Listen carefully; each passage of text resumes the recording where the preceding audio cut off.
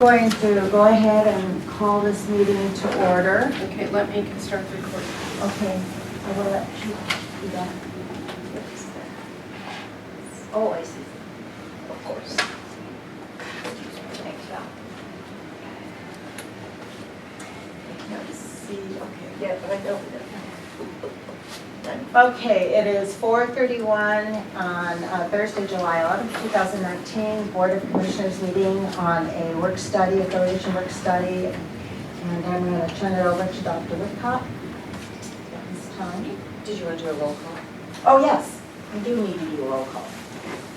Val, please. President Norris, Here. Vice President Herron, Here. Secretary Spikers, Missing an Mr. action. Affected, AWOL. Commissioner Pollard, Here. Commissioner Carter. Here. Thank you. Now it's your turn, Dr. All Whitcott. right. Well, let's jump back in. So I brought back some of the slides that we looked at last time, again, just to kind of keep us regularly seeing them and just opportunities to make sure that we remain aligned. And then if there's any opportunities that we need to edit any of them as we've gone along the way. So this was the proposed structure slide. So there's been nothing of substance that's happened that would change this. So again, this is just to, again, reorient us all. And then just the 4 bullet points that came out of the RFP.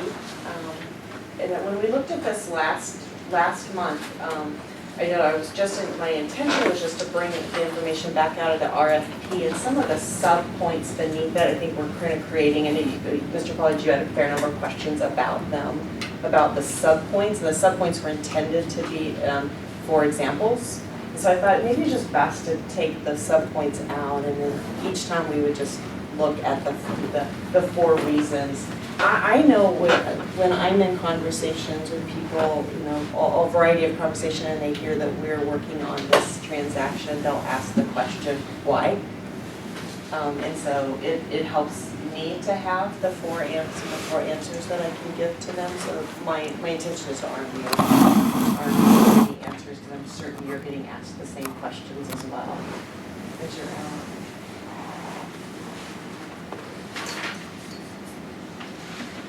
And then I just grabbed some bullet points from our last month's conversation. Again, just knowing, and Steve and I were talking about this morning, and just knowing that the weeks and months that are ahead of us as we get deeper and deeper into affiliation and the transactional work, just the volume of work that we're going to be hit with is going to be just more and more and more, and it's going to really feel kind of not tidal wave, but big wave-ish. And so my hope is just to kind of come back and revisit where we've been, and just again, for alignment and for edits, and to make sure that we all remain, because it's so important that we all remain kind of together so that we can keep moving forward. So feel free to offer different thoughts on what you feel like that we accomplished last month when we were together. But the key points that I had jotted down around the concept of the trust, the money that's set aside for restricted dollars, that it'll be funded with a portion of unrestricted tax income and a portion of our unrestricted cash. So, and that is just funded from those sources. We still have not gotten to the point of saying how much needs to be in there, but we got to that point. And that the reasons for any potential access other than the dissolution of the transaction, that any reasons for access need to be very clear and have very clear intentions behind them, and then there needs to be a high threshold for accessing them. So some of the conversation around that was there needs to be absolute clarity that there are no other resources for the funds. We need to all be in agreement that it is for a good reason, and that it's for a reason that meets all needs. I think that the example that was being used in that piece of the conversation was what if an addition to the building was being considered? And so there would need to have such a really high threshold, clear reasons, clear purposes. There are also concept that you all really insisted is the trust is not a resource for maintenance, for routine maintenance. That is what gets taken on in the agreement, in the lease transaction. Take the maintenance comes as part of that. Okay, wait. Over there? And the ownership or the distribution of the trust in the scenario of a dissolution of the agreement needs to have clarity based on the trigger. So that needs to we need to walk into the trust development with some clarity around that. So would you make a note that Commissioner Spikers is here? Thank you.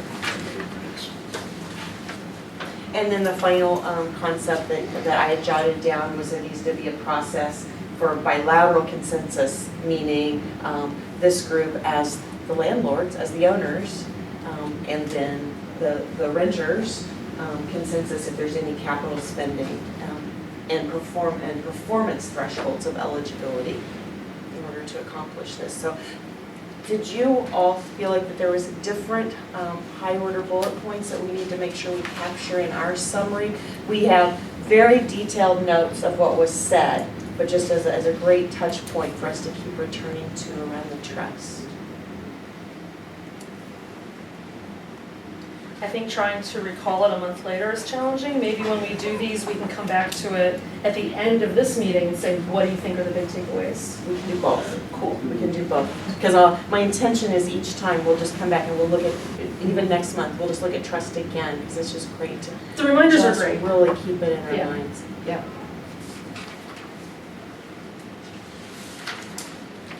Yep, absolutely. Anything else that just like, did you think about our conversation last month? That we didn't represent here? Not offhand, Okay. That's all, that's totally fine.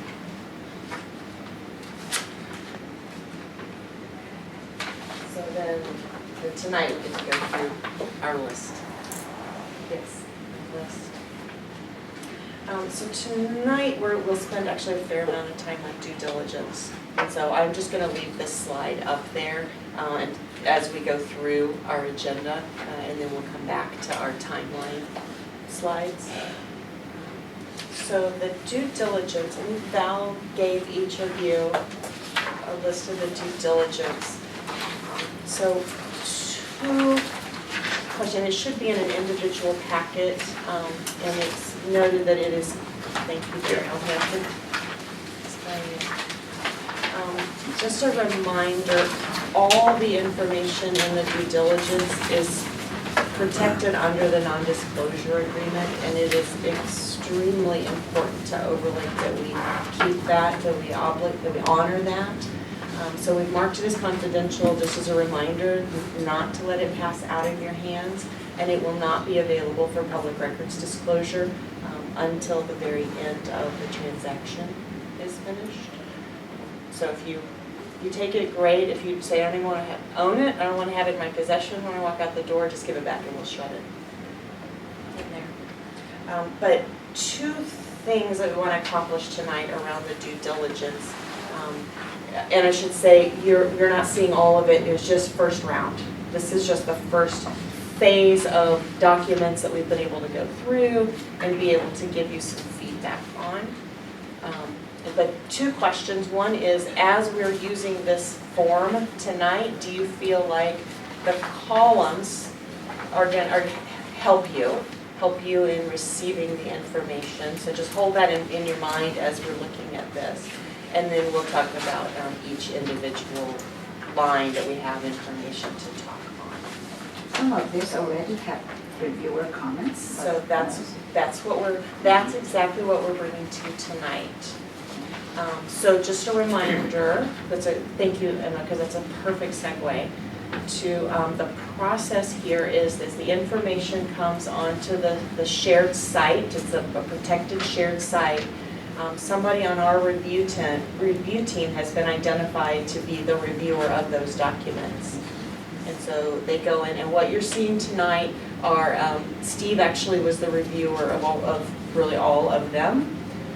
And so he's going to walk you through what it was he looked at, why it was on the request list, and what his assessment was, or what he learned as he did the review from his subject matter expert perspective. I just have a question on the item and description. I kind of get lost in all of that. Okay. So I'm wondering who came up with the item descriptions and why?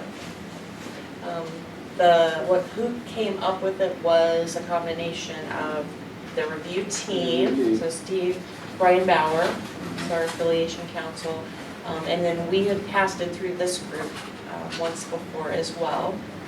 It was very early on, so it probably would have been harder to, we weren't as deep as we are now, so we would have had as many contributions to make as we do right now. Yeah, because I went back a couple of months. I didn't see. Yeah, it was probably It was a- February. It was a number of months ago when we developed this. Okay. So these map to a request that we made? Mhm. Yeah, Okay. these are the requests that we made. But this is the information we have requested from them. Got it. And it's noted where it's not, where they weren't able to reply yet, or? No, it's This just is- noted what we haven't completed on, we haven't looked at it. Okay. Yeah. So everything that we've requested has not yet been delivered. Right. So, but rather than trying to sit down and go through these multiple pages and multiple documents and trying to get all of that, like your brain soak it all in, because it's coming to us in slow waves, that felt like a more digestible way to present it to you too. Was to bring it to you with what we have right now, and then next month, we'll bring the next group will be there. It probably won't take beyond next month to get it all, because we're really pushing to get it in. That's the intention here. Yeah, but I would doubt all the items will be reviewed by next month, but we will have access to them and be in the process of reviewing. So you have access right now for some of the documents or Yes, all of the we do. documents? Some. Some of the documents. Those that have comments, And some more. Yeah. the blank ones doesn't have, that means you So haven't what you're, reviewed them. what you're seeing is the entirety of what we have asked for. Oh, And so we will be going through and just talking about some of them tonight. Yeah, and where there are comments, someone has reviewed them and made that's comments. all. Doesn't mean that the others aren't available, we just, it's more time. Yep. So This is reviewer where we are. comments are up to date in terms of all the comments the reviewers wants to make? Yes. Well, it seems like they're kind of lagging behind here a little bit. Because if I recall, we were supposed to have an agreement in place by the end of July or early August. Not agreement in place, agreement now at the phase of working Or a through the draft agreement. agreement Correct. by the end of July. Correct. Oh, yeah. By the end of To July. react to it, go back. Well, we can't do that until we get, so why are they delaying? I don't think these have anything to do with Yeah. each other.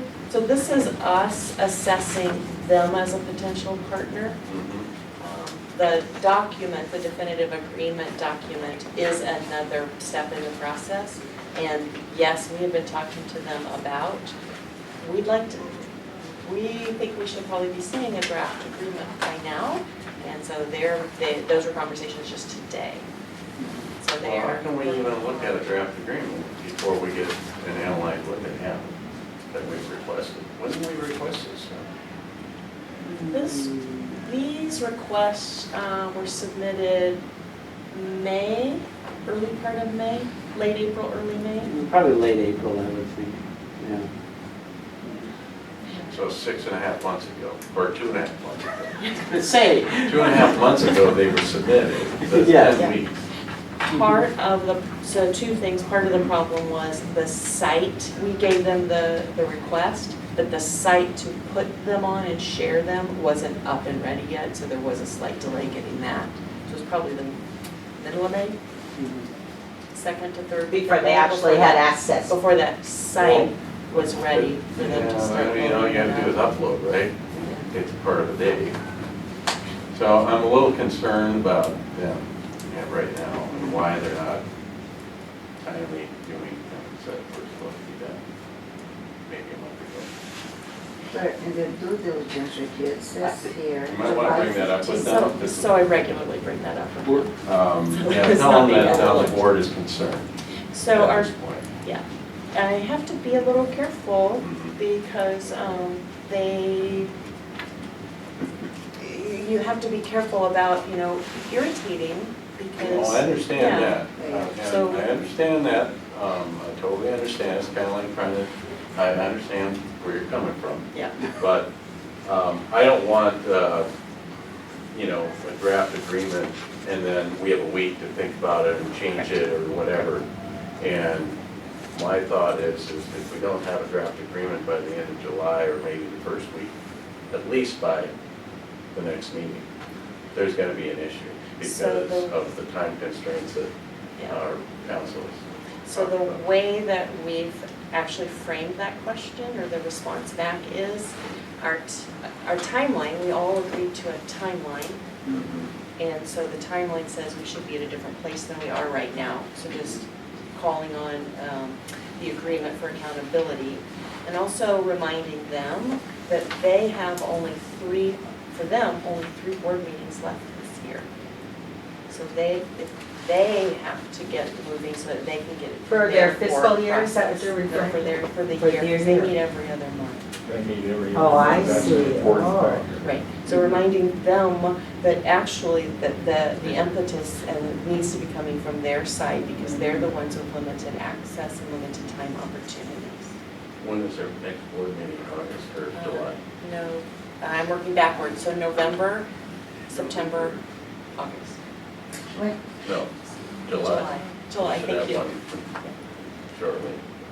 when you put this together, because right there in that affiliation task, due diligence review, was overlay involved in the time frame? Because right there it says July 15th. Are they Which one aware? are you looking at? This is from the, this is the one that way back. That's- And right here it says July 15. Were they involved in the process of putting the time frame there? So the timeline? Because I'm just That curious to see. is dated, what Yeah. you're referring to. It's that- July. No. It's about, What No, is, that you're looking at, that slide deck, This that's, one. This that one, yeah. slide deck, is pretty dated, so I wouldn't use that. I would use this timeline. what is our This is the one that council, we've all agreed to. sorry, go ahead. No, I'm saying, I just wanted to Yeah, yeah, clarify. okay. This is the timeline that Yeah. Overlake and us have agreed to. oh, okay, so Yeah, this so was not, They were, not involved then? yes, they were involved, but there's been more information that's been learned in the meantime, so I think that was premature to put that detail on it. So I would use this, that we post every month as your reference point rather than that. That was highlighted, the other one, so that's okay. Sorry, What David. what does our council think about the delays? Does he think there's a problem or an issue with them about what they want to be doing and how they're going to, is it going to affect the way we enter into any kind of an agreement? No, part of the delay we do know is because they have been spending a lot of time looking at our financials and trying to understand them because the financials this year look different than they did last year and because our trajectory has not been great in these first 6 months. So that's causing them, because when I asked him, I said, is it causing you to pause, like we're moving forward? And the answers that I've been given is no, it doesn't change our intention, but what it does do is cause us to stop to try and understand. So that they, Well, that's what I'm concerned about. That's what I've been concerned about in the finance meeting Right. for the last Right. 4 months. right, which is why we've been spending a lot of time helping them to understand. We hosted a big group out here 2 weeks ago. Hosted a big group out here so that they can come and learn and understand about the swing bed process. Got feedback on that today, that they thoroughly enjoyed it. They really felt like that we catapulted them quite a ways from where they walked in the door to when they walked out the door. So there's not been a drop off in enthusiasm. Okay, well, that's Just kind a of s- what. Right, just a slow in production and adherence to timelines. So is it they don't understand what we do, our process, or what we do here, especially with swing bed, or, but I thought that was one of the things that they wanted, was to be able to have that access. Those are both true statements. Okay. It is something that is very, very interesting to them. They see great benefit for it, but it's something they know nothing about. It's So not they don't know how it's gonna work for they're them. learning. That's what they're learning. That's what they're spending their time Okay. understanding right now. So and they continue to invest. So that I hear your questions because they're the questions that we ask Yeah, we all the answer. time. But so I continue to see investment being made. So they have hired a consultant who is deeply engaged in, for them to understand what a cost report settlement looks like. She's the principal for DZA, which is the major competitor, collaborator, whatever you want to say, to Whippley, competitor to Whippley. So they wisely chose somebody who wasn't our own cost report preparer so that they could have an outside opinion. Will we be able to get that, or is that all? Oh, we just got it today. We just We just got it today. So we're still digesting it, and I felt like I just glanced at it, but it didn't even seem like it was all of the details. Do we, can we get a confidential copy of that, or take a look at it at some point? I asked for that today, and they were going to seek permission from DZA to share it with us. That was this morning. Yeah, I don't have it this afternoon. I've got the cost report itself, and then we'll factor it into our performance through May, because it's a very detailed level of, you know, exactly what your Medicare payment should be. It'll take us a while, but we'll have it done in a week or so. Their cost report? That's what I want to. There being the cost report that DZA did on us Yeah. to provide to overlay. Right. So it's on us, and we gave DZA all the Okay. information they needed. So they got the Okay. information directly from us to prepare the cost report. Okay. And David, you know that we have a cost report test done. Right. This is a more granular test. In fact, it is a cost report. So it's pretty much exact what we looked like through May.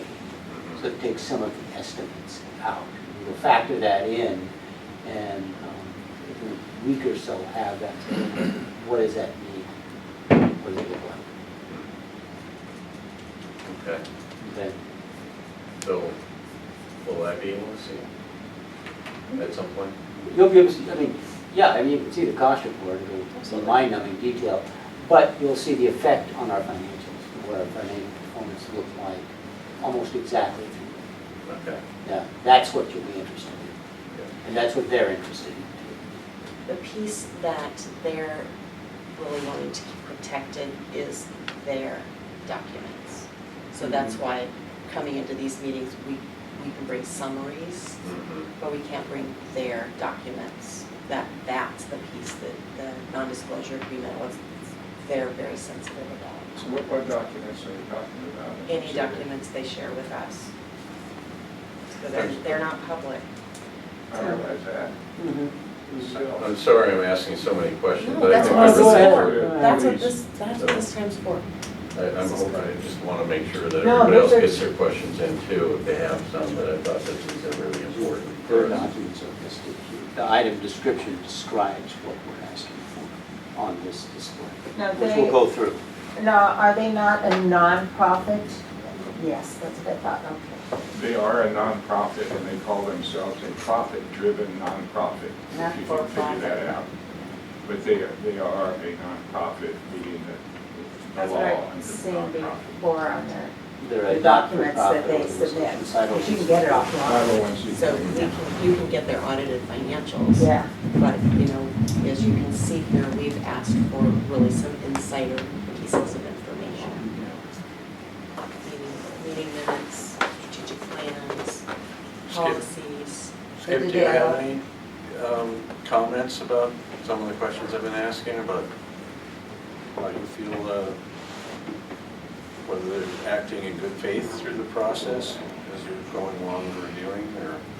Yeah, I've been reviewing some documents. I think they're responding in good faith. It's a process to try and pull pieces together, put it all together, get it to a secure site, download it, look at it, review it. So it's, it's this kind of mating dance that's occurring. It takes a while. So I don't have any, specific concerns. I think raising that question is, are we getting closer? Are we getting closer?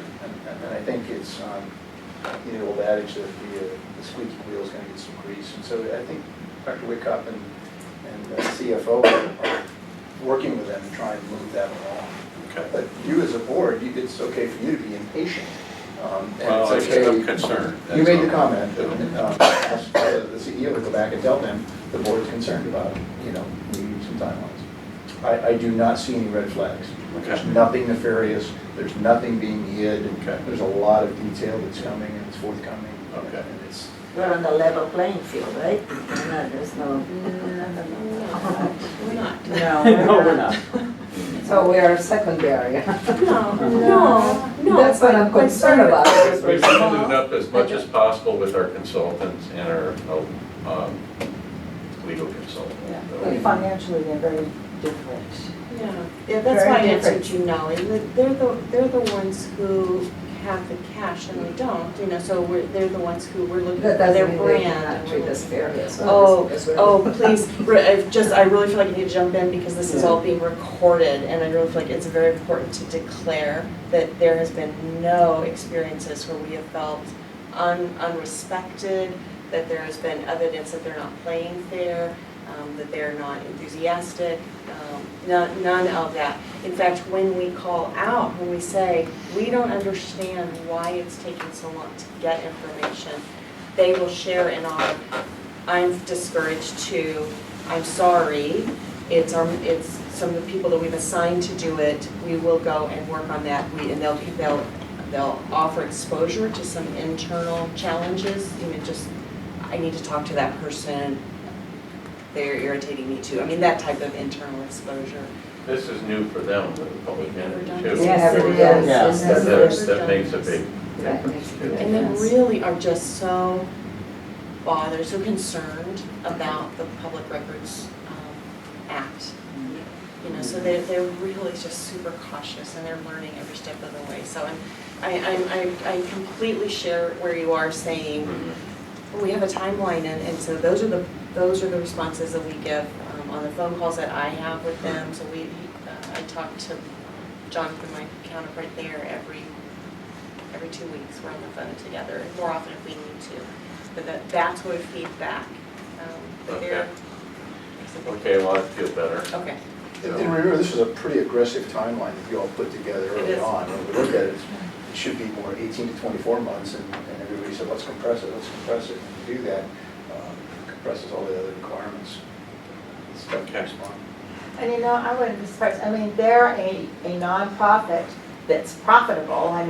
They do good business. They're probably the closest to us, but they're transparent. They are even on the internet. Their financials are there. There's a lot of stuff that's different than what we had last time we went through this process. It's entirely different. This is much, much different. Exactly. Yeah, yeah. Much different. And we have to embrace that, realize that. Right. Yes, It's all much on its different. way. And probably the one other thing that we haven't talked about is thinking about their bandwidth. They're in the process of a major construction renovation. project. I've seen that. And we remember being in that place, and that consumes quite a lot of your bandwidth. And so while it's not an excuse, it's just something I realize is a truth. Yeah, yeah. I think we're on the second phase or third phase of the, I know. Honestly, I don't know. When I drive by, I see that it's a little bigger and a little bigger. Yeah. Has another crane. Right. Whether the east wing, the west wing. Maternal child.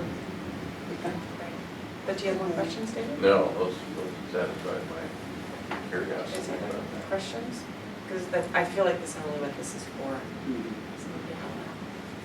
I So think- to give you the legal analogy, you do exchange of interrogatories and requests for production, and we've done that.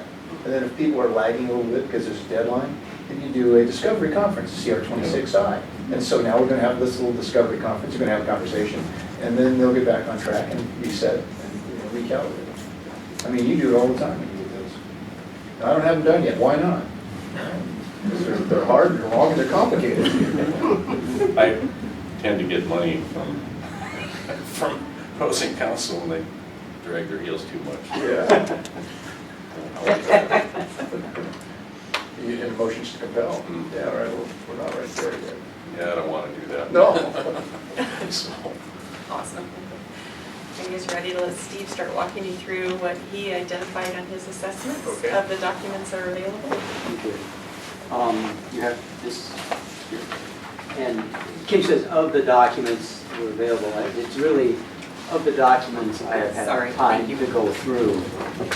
If there's nothing there, it doesn't mean the document is available, it means that I didn't have time to go through it, and we will. The first is a number, we have numbered them just for reference.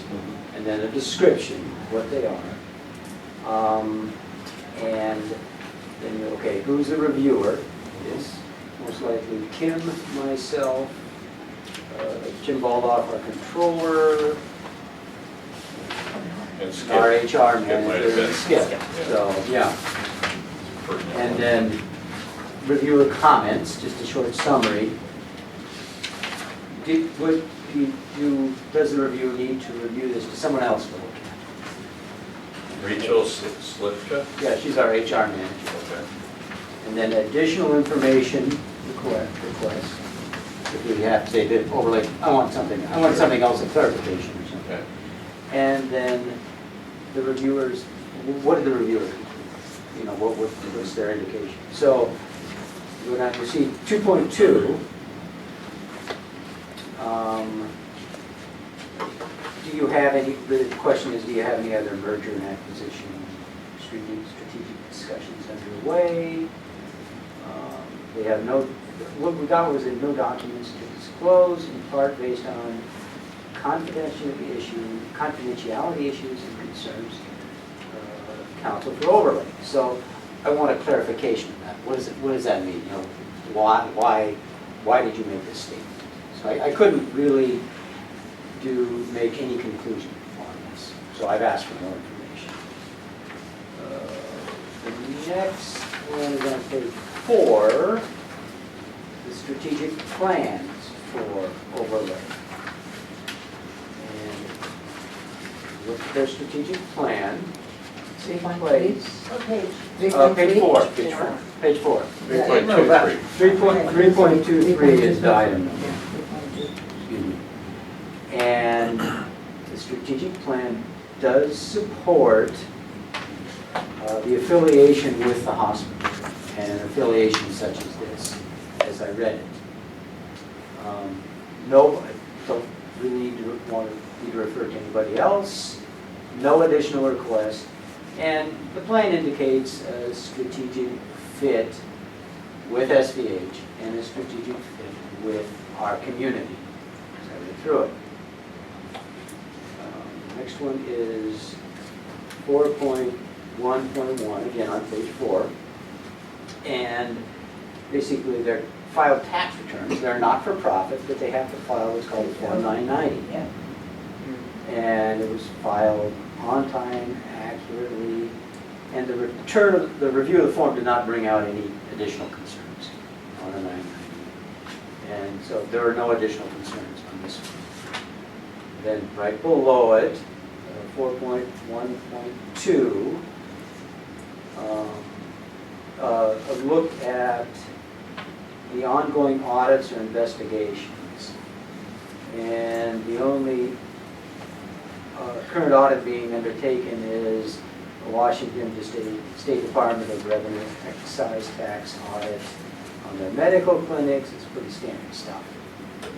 And there are no, didn't ask anybody else to weigh in, no concerns, and it's a routine audit that they're having done. We've had such audits.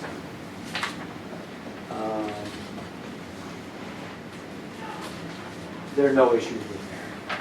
Next one, page 5, 4.2.2. 4.2.1. 2, excuse me, 2. Do they have any contingent obligations? In other words, financial obligations that are dependent on something outside occurring, in excess of $1 million. In other words, the potential would be $1 million There are no contingent obligations of $1 million, so there are no concerns on this. The next one is on page 6.1, and Attorney Hauser reviewed this. And Skip, you want to talk about it? Well, we were asking for a list or description of a government third-party payor in excess of $250,000. And so they identified that, and requested a list, and they don't have any, and they have not been and or not currently operating under a corporate integrity agreement. So neither one of these applied, and there's no issues of concern. So we asked for in the last 3 years of any subpoena or civil investigation demands. And there's no subpoenas or civil investigation? Well, not pertaining to this section. You know, there might be some potential litigation out there that we're going to look at further. But none in place are currently being negotiated that pertain to a third-party payor. So that's specific to this. Okay. The next one is, I think, 6.2 on page 7. Yeah, sure. This one also is, that has overlaid made any affiliates or evaluated made to CMS, the OIG, Office of Inspector General, Department of Justice, any other governmental agencies in 3 years. This would raise a lot of red flags. And under 6.2, no response was provided by overlay nor any further description. So we need a little bit more information on that. We don't know that yet, but we need further clarification on that. Please provide a list of any material internal compliance investigations conducted. They identify they conduct their own coding audits, various topics.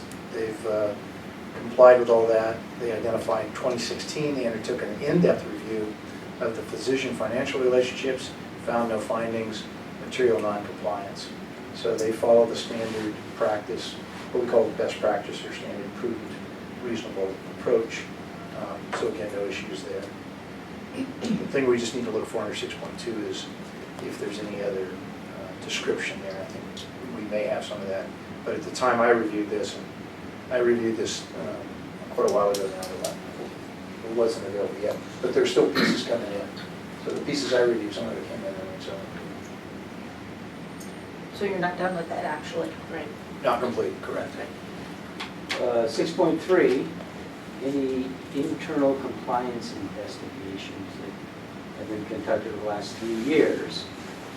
We'll look at identified, they conduct coding audits, which is very good business practice. We do the same thing. Yep. Mm-hmm. And that they took an in-depth review of their physician financial relationships, and there were no findings, no material findings on either of those.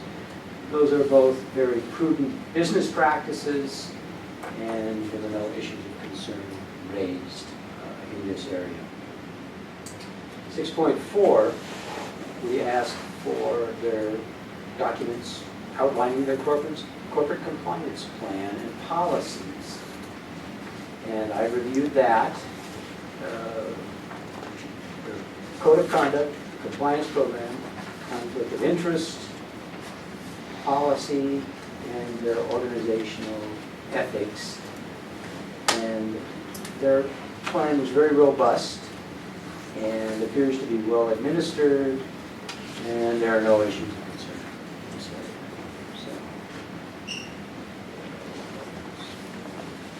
Next page, we have 7.7. Any evidence of non-compliance with federal and state laws, and there are no known documents referencing any non-compliance by overlay with any applicable federal and state laws and regulations concerning the employee-employer relationship, and with all agreements relating to the employment of employees. So there are no issues there.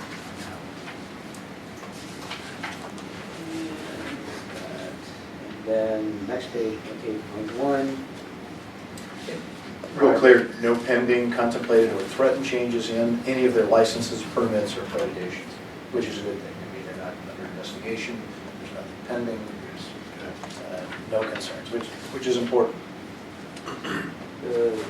9.1, there was no response, and we kind of requested clarification why on that. I mean, it's not uncommon for hospitals, as you know, to be threatened with lawsuits. And so some of this might be somewhat confidential or attorney-client kind of communication. But still, I think we asked if it's over $1 million, and they almost always are, issues about insurability, meaning are they going to exceed their policy limits? They'll provide this. It's probably taken a while for them to figure it out. Well, we could look at the Department of Health for any kind of settlements and or. Right. I did a little bit of research and found some. I didn't put it in here because it's not all over there. I thought I could put that in. It doesn't have to be passed. Yeah. Anything most recent? Nothing that I can find recent. It's all more than 3 years old. Can I just ask, it just might be a formatting question. On some of the, on all of the prior ones, if there were no additional requests and no referral to another reviewer, then it says there are no issues of concern in this area. The past couple haven't had that, and I feel like when you say that, you're like, Probably we're a done need. so. Is that just, you're gonna go back and fix I'm this? gonna go back and fix We're that. done so? Okay, Yes. that's I fine, saw because that. that'll make it, That was a me. okay, no, I figured, that's fine, I just know that, boy, you'll feel better when that's filled in. Yes, Right. yes. And that's, what we are. There are, as you can see, a number of items that we Yeah. continue to review. And we are getting more items as we speak in from them. And Kim referenced, they're busy and they're building a tower, but also you gotta realize they staff for continuing operations. They didn't have a staff sitting around going, I have nothing to do, I wish we'd affiliate with somebody. So we're a workload on current staff, just like it is with us, and it takes time. But we will get what we have requested, and we will give you a complete report of what we find. But like you said, we did it. Yeah, you're right. I was talking to Kim, I said, we've been doing this stuff, let's poke them. We did it, so they can do it. Yes. So how likely will we have the remainder of the diligence items? You mean, By next month, the time we come together again. I think that by next month, we will have a huge majority of it, if not all of it, ready to go. you'll have more. Yeah, they'll probably won't, I'm not gonna promise all, to be honest. So the draft agreement, they meet this month, so. When do they meet? Their board, I don't think will actually even see it this month. I think that their board delegates it to Mike Marsh and team to put together. So I don't think their board will see it until it's ready for signature. Their subcommittees will see it, their finance and strategy committees will see it earlier, it was their plan, and this is just as they've shared with me. So they won't be looking at a draft, their board, they'll be looking at a plan. Probably their finance and strategy committee will look at the drafts. Yeah. So when does their fiscal year end? Is their fiscal year June 30th. So it's June. So June they 30th, just yeah. finished their fiscal year. Okay. Yeah, which was also part of the slow start, is because That makes sense. they were actively engaged in getting their budget finalized when we started this process in the April-May timeframe. It's close. Yeah. One of their executives got married in the middle of all of this. And he's a crucial part of the team for information, so. Took that's a long done. honeymoon before coming back to all It's this. over with, and he's back and going. They gotta look at their employment agreements. They're gonna allow that, marriages. I think they continue to Limited to this season. So that was kind of a lot to digest, and because we can't send it to you ahead of time for you to read, you have to kind of, a lot of the trust you're giving to us to do the reviewing. But does the way that it's designed make sense? Do you have questions about any of the things that we've looked at so far on here? Any of the things that Steve or Skip shared? I had the follow-up questions that I did, so. if there's something else that comes up, I'm sure we can talk to you. But Yeah, absolutely. Jean, you look like you might be thinking something. Thank you. Okay. Okay, Okay, all right. all right. Well, we would value your feedback if you feel like there's a different way to display the information or different languages to use in, again, finishing the boxes. Mhm. Yeah, No, I Yeah. think that's fine. and next time around, there'll be some ways that we'll add to indicate what we've already looked at. Yeah, So that'd that we be don't fine. find ourselves Like a big looking it over again. line. Big check mark. Yeah. Do you, sometimes after one person reviews it, does another person review it, and do you compare notes? Yeah, absolutely. So you'll see there's a column that talks about referring to another reviewer. There's a Okay. couple of things that both Steve and I lay eyes on. And then on the financial information, I will review it and our controller will review it, so we have two brains on that. So you one, have too. Jim then doing it? Jim too? will look at it, too. Okay, that's Yeah. good to know. Yeah. And it would be nice if his name were down here too, so that we know that he's. It's on some, It's on some of it's on them. some of He's them. the- Okay, then I just didn't notice Yeah. it. Because he's trying to read the other stuff. We've been talking about the definitive agreement already, but just to go ahead and jump onto that, we do know that it is being worked upon. It hasn't had a lot of progress made on it because they have been distracted trying to understand our financials, trying to understand swing bed to inform what needs to go on the definitive agreement. But in conversations today, they're ready to jump back in and start putting contributions towards the definitive agreement. So my hope is that we'll see something, a draft for first review, and maybe not even for review, just first look, maybe in the next, I hope, 2 to 3 weeks. Again, to be consistent with the timeline.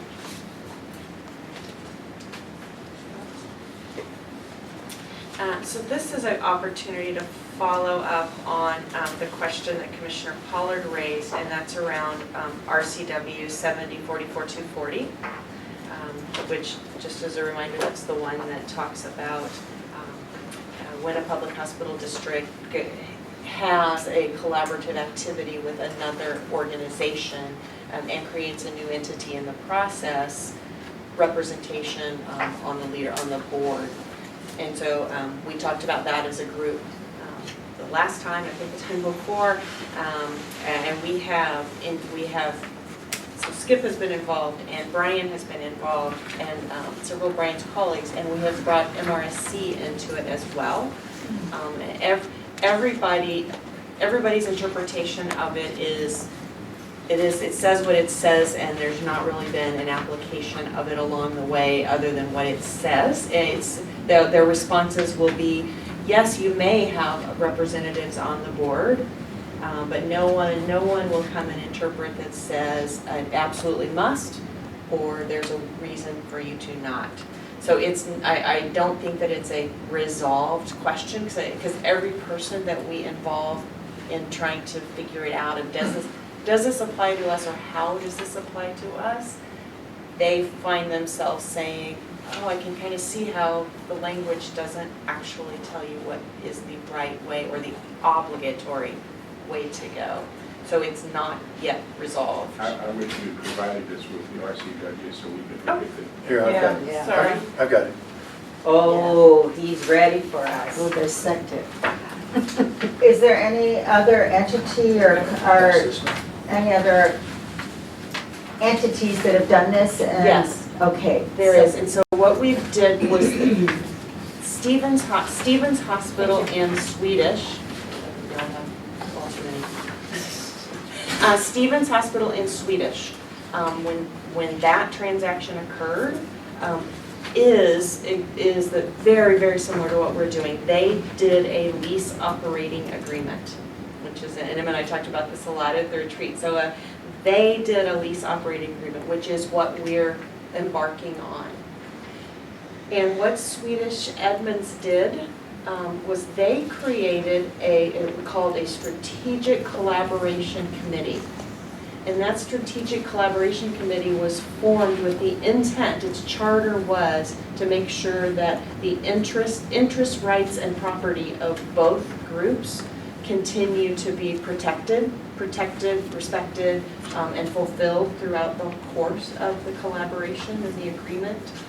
And so it was launched at the beginning and perpetuated, and I think it continues to this day because they continue to have that, they still operate under that lease operating agreement.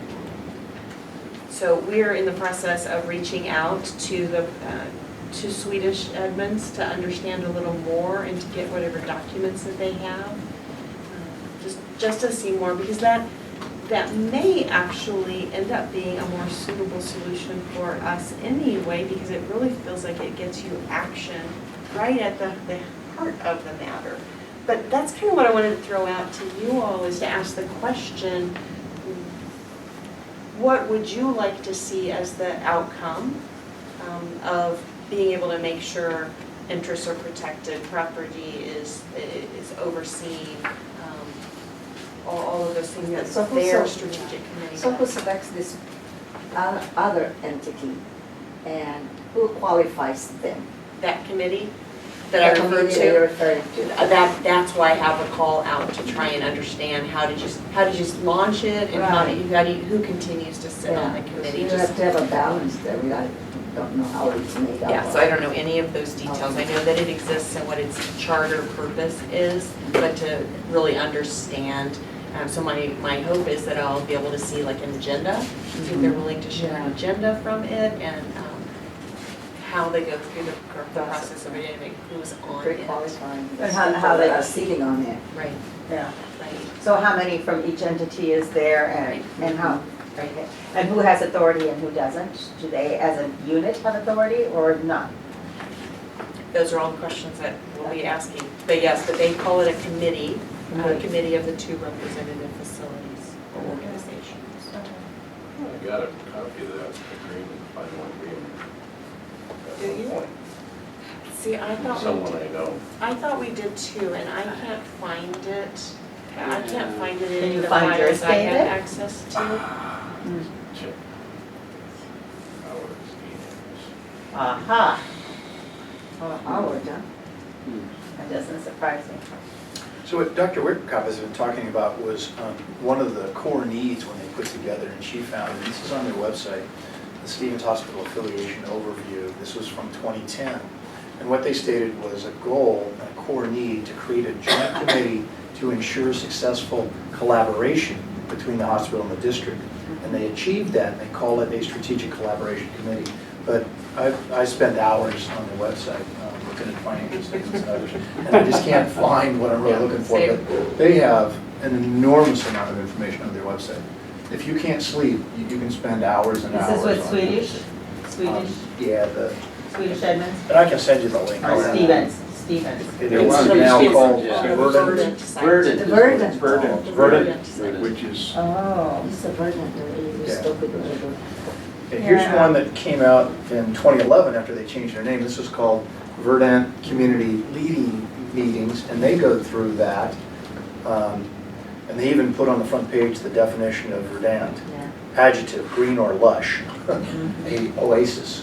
So they've got a lot more information than they talked about hospital impacts, the priorities, the course. But a lot of information. Can I look at that? Yeah, you can have that in fact if you'd like.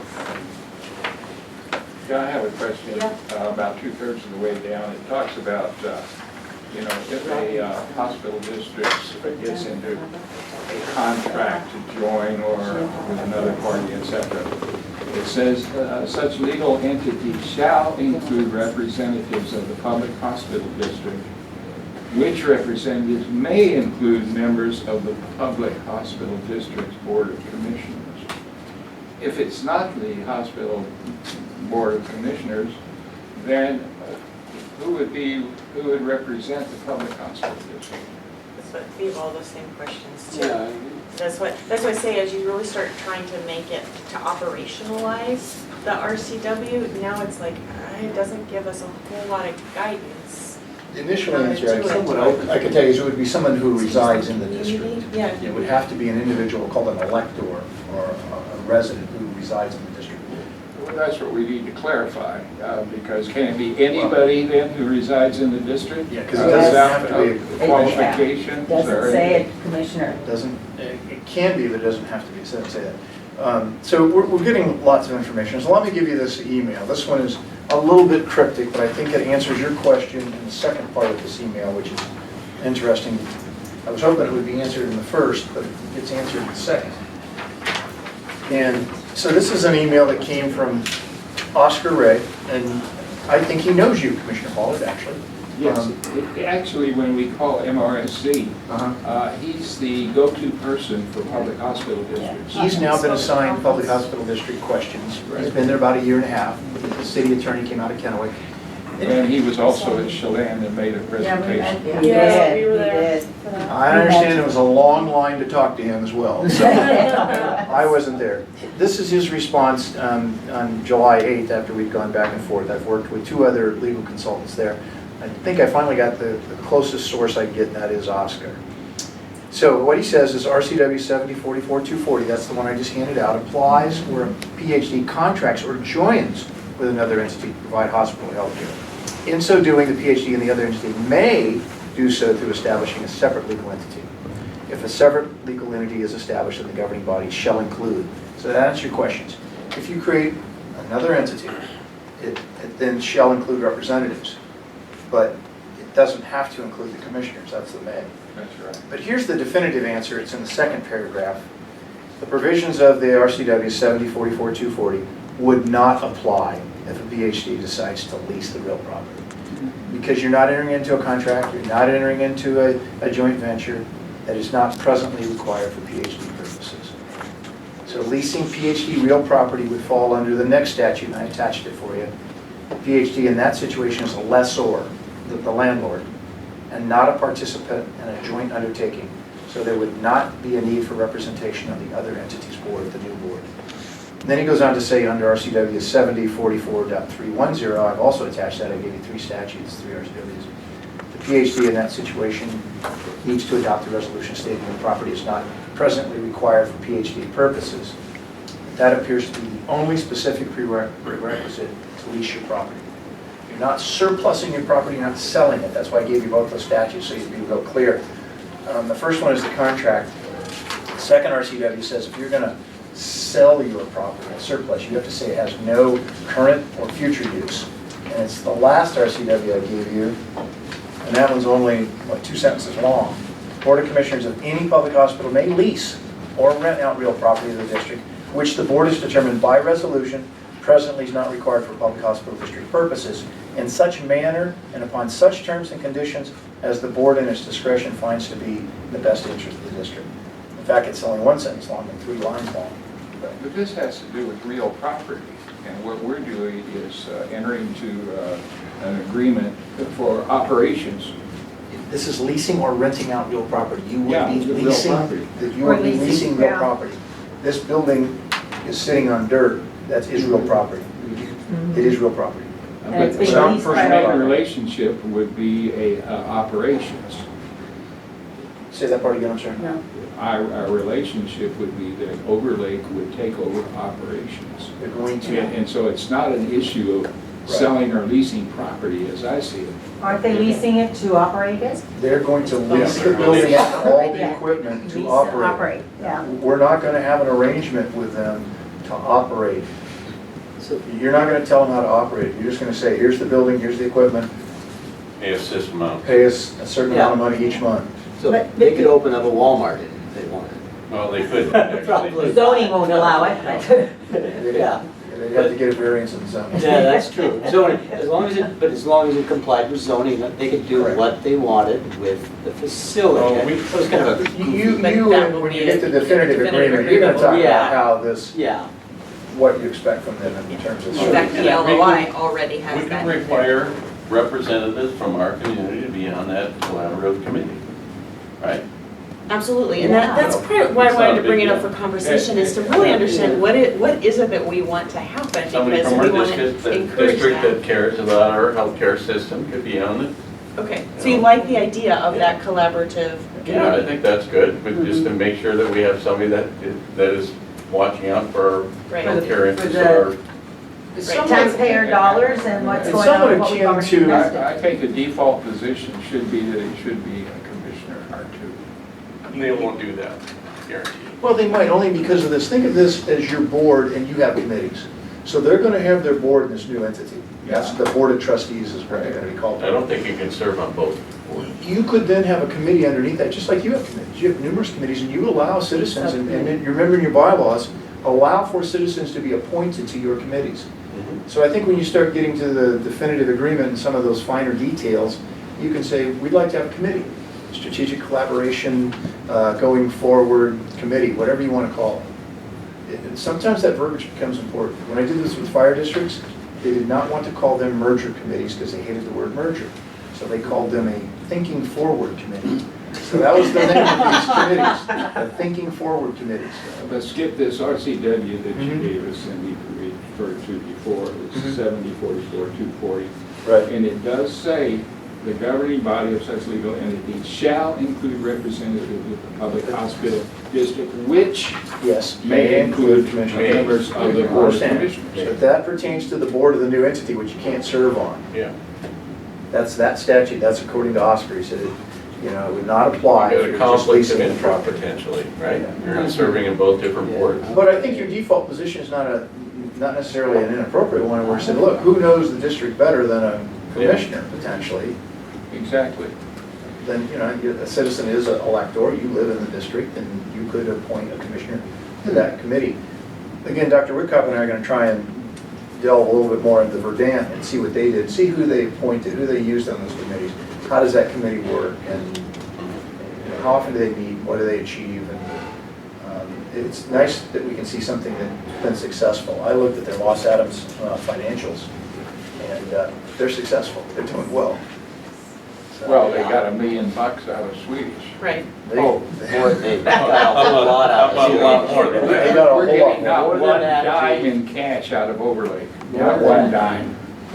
dime. So, I think there's a lot of unanswered questions, but Dr. Whitcup's on the right track, and I was not aware of this. And they call it an affiliation too. Remember, we had this long discussion about whether we should really be calling this a transaction and not an affiliation. I think they struggle with the same thing, and they came up with the same word. They call it an affiliation. But yeah, if you really have some time, you can go in and read the Moss Adams financial report. And they have pages and pages about management's discussion and analysis. I guess I've normally not seen accountants take that much time to go through the transition of operations. They go all the way back to 2010.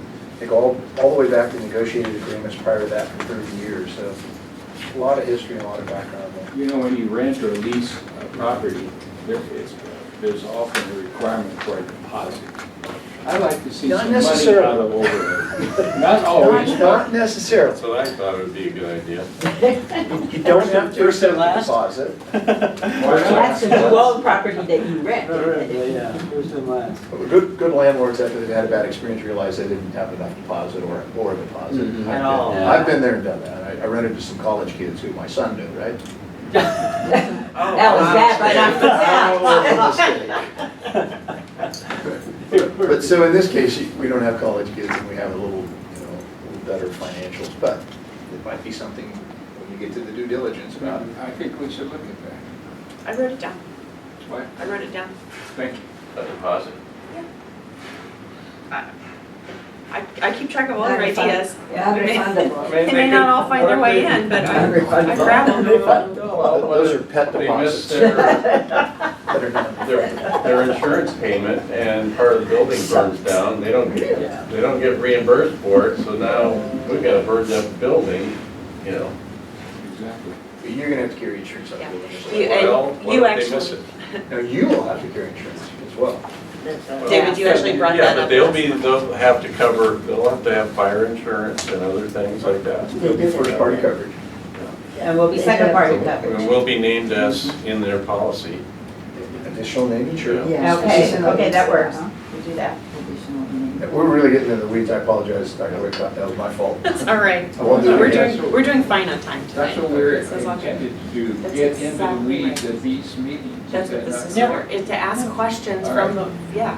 So long as we don't get lost. We don't want to get lost. You'll get lost in the weeds, yeah. We gotta tell people, so we're good. That's easy for us to do sometimes.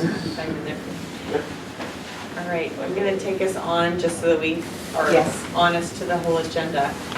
So the trust is our next topic. We already reviewed what our thoughts were on the trust on here, but on our July 31 non-affiliation work study, so we have 2 work studies a month, and so the one that we don't associate with our affiliation.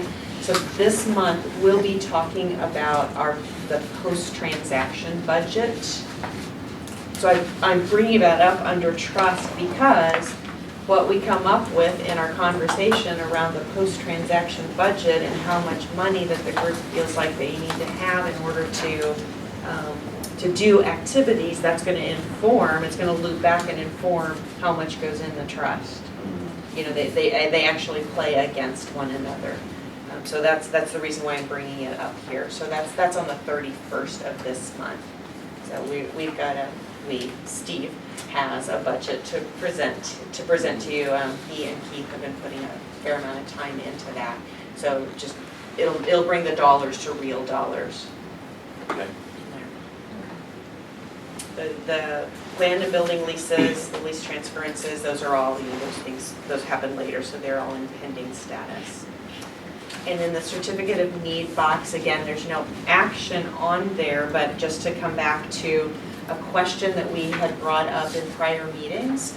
The question had been brought up about what is the start point for the Attorney General's review? Because that legislation just passed this session, and so any transactions like ours that occur after January 1st have to be referred for the Attorney General review. So we were asking ourselves the question, what's the trigger for that? Is it us signing our definitive agreement, or is it the certificate of need process finalizing? And it was, we went back and forth, and so the thought was, well, could we just ask the Attorney General for an opinion? Since we will possibly be the first to go through this. And we do not have the right to ask the Attorney General for an opinion.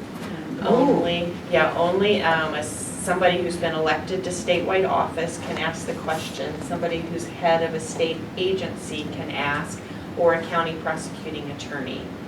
Those are the 3 folks who have the access to ask the Attorney General. Local for an legislator, opinion. can we talk to them? That would be the only way, Statewide is office. if any of you have the ear of a Why state do we elected do that? official. I guess what I'm wondering, why haven't we done that? Because we haven't had this meeting to see if that's how the group wants to go forward, because you as elected officials, it would be done under your name, so not wanting to move forward to It's a speak critical piece of for you. information, and we need it, so however you can get it, let's Yeah. get it. It's probably not all that critical, it just means it's either one more step, or it's a step we don't have to do. But it shouldn't be a barrier. Does someone have access to? Statewide, yeah, we To can. a State state elected. official? Yeah, just like our Secretary of State, Kim Wyman. That it's a friend of yours? Yeah, I could ask her. I could also ask Bill Ramos or Lisa Cowan, like He's not state statewide. legislators. It doesn't have to be statewide, it's a That's not- legislator. What do you mean, he's a Oh, state State legislator? legislators, I what do you thought mean by it was statewide? statewide. Okay, so it's Okay, state I thought legislators. somebody's- Or local would be best, because they Yeah. would have an interest in what I we're think doing. so. Oh, I see. Exactly. Yeah, I legislator, senator, or Okay, representative. I thought they have to be a statewide official. Being a state elected A official. state They elected. serve at the state level. There's just- I'd be happy to facilitate that if you want. That group? No, go If the ahead. group Yeah. is doing it, Is that Yeah, okay with you and guys? talk to Bill. So what would be helpful is that you work through Dr. Woodcock to craft the question, because the question and how it's crafted becomes very important. That's what gets submitted to the Attorney General. And then the AG decides whether they're going to do an opinion or an informal opinion. An opinion, an AGO, is published, the document is sent out all over. If they get that question, they think it's not deserving of an Attorney General opinion, published one, they'll do an informal opinion, which they'll send back to you. Now, those informal opinions are not necessarily as binding, but my experience has been everybody conforms to them and follows them. It's just that they didn't want to take the time to do an official opinion that gets published on their website. So, I think it's just important how you phrase the question, what you exactly want to know. legislatures, with all due respect, sometimes they get a little confused and they start asking these big, long questions, and they might be getting an answer they don't want. Okay. So you guys are okay, so we'll work with Jen to use her contact. Who's gonna write the question? We'll do it. Okay, yeah, sounds good. Phil's on vacation right now, we'll go to Lisa. Alright, so just to finish out, and we've already actually talked about this, but this was last month's timeline. Just want to, again, keep the information flowing forward. And then this is today's timeline, and no changes on here, other than I said the trust agreement is probably not on track because it's July, and that work has just begun. Like, just today begun, even though we had the conversation, the actual pen to paper. So, again, just keeping us all accountable to this, to the timeline that David started us out with. Accountability. I think I think that's where we have leverage, Okay. is shared accountability. Yeah.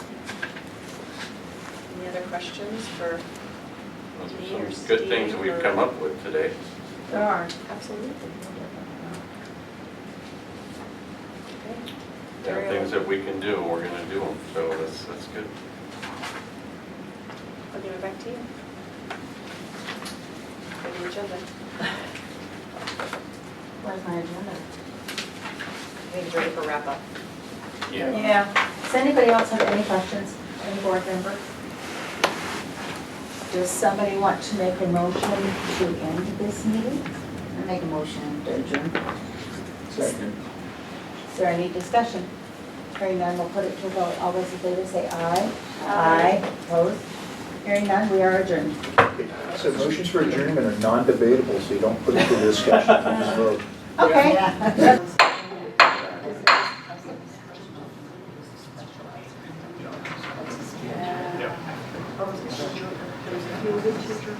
Yes, they aren't, but I am.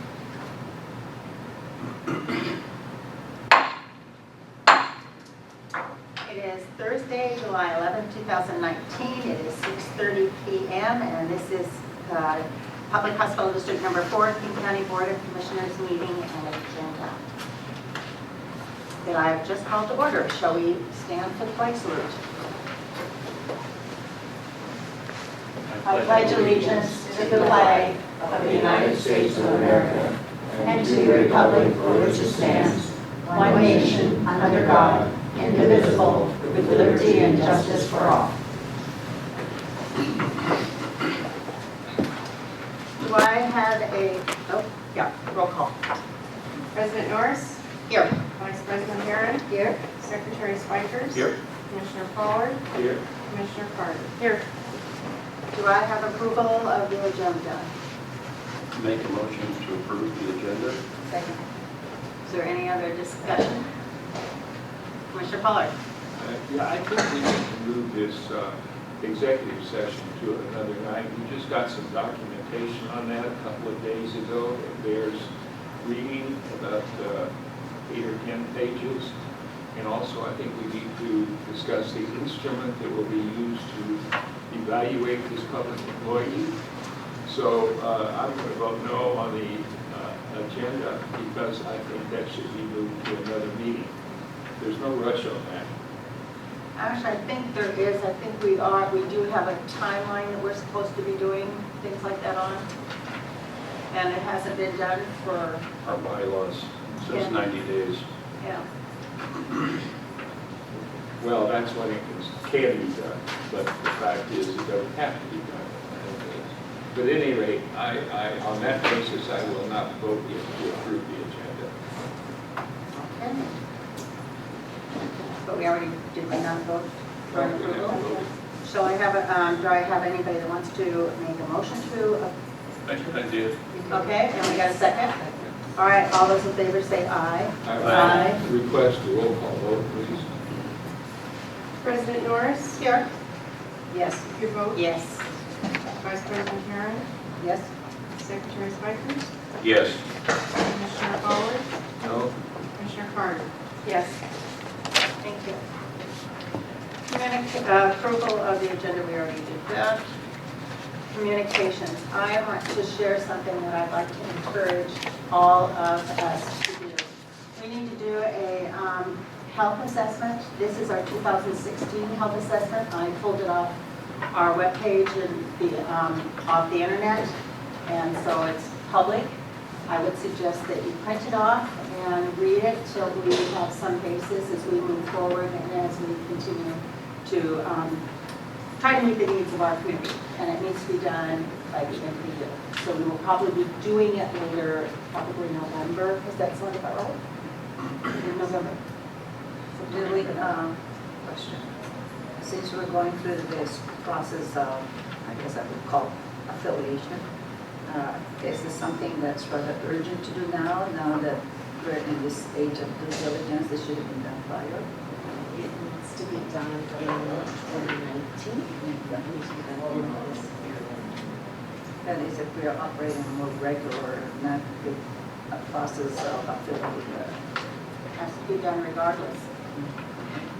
That's $20,000 from what I hear, Well, I understand. $20,000 to do that. It's required by law. 12 to 20.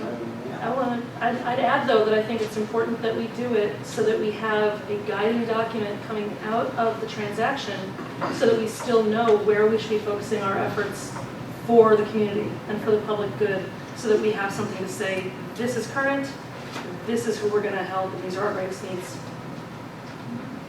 But Yes, Commissioner. Yeah, Commissioner it's Pollard? unfortunate that the previous community needs job or assessment has been removed from our website. I'd like to see that put back. Well, Is I- 2016 public or did you want information, one earlier? This one is on there, Yeah. but the one that was done in 2013 by Joe Larson, I didn't find on that page. this is the one that Joe Larson did.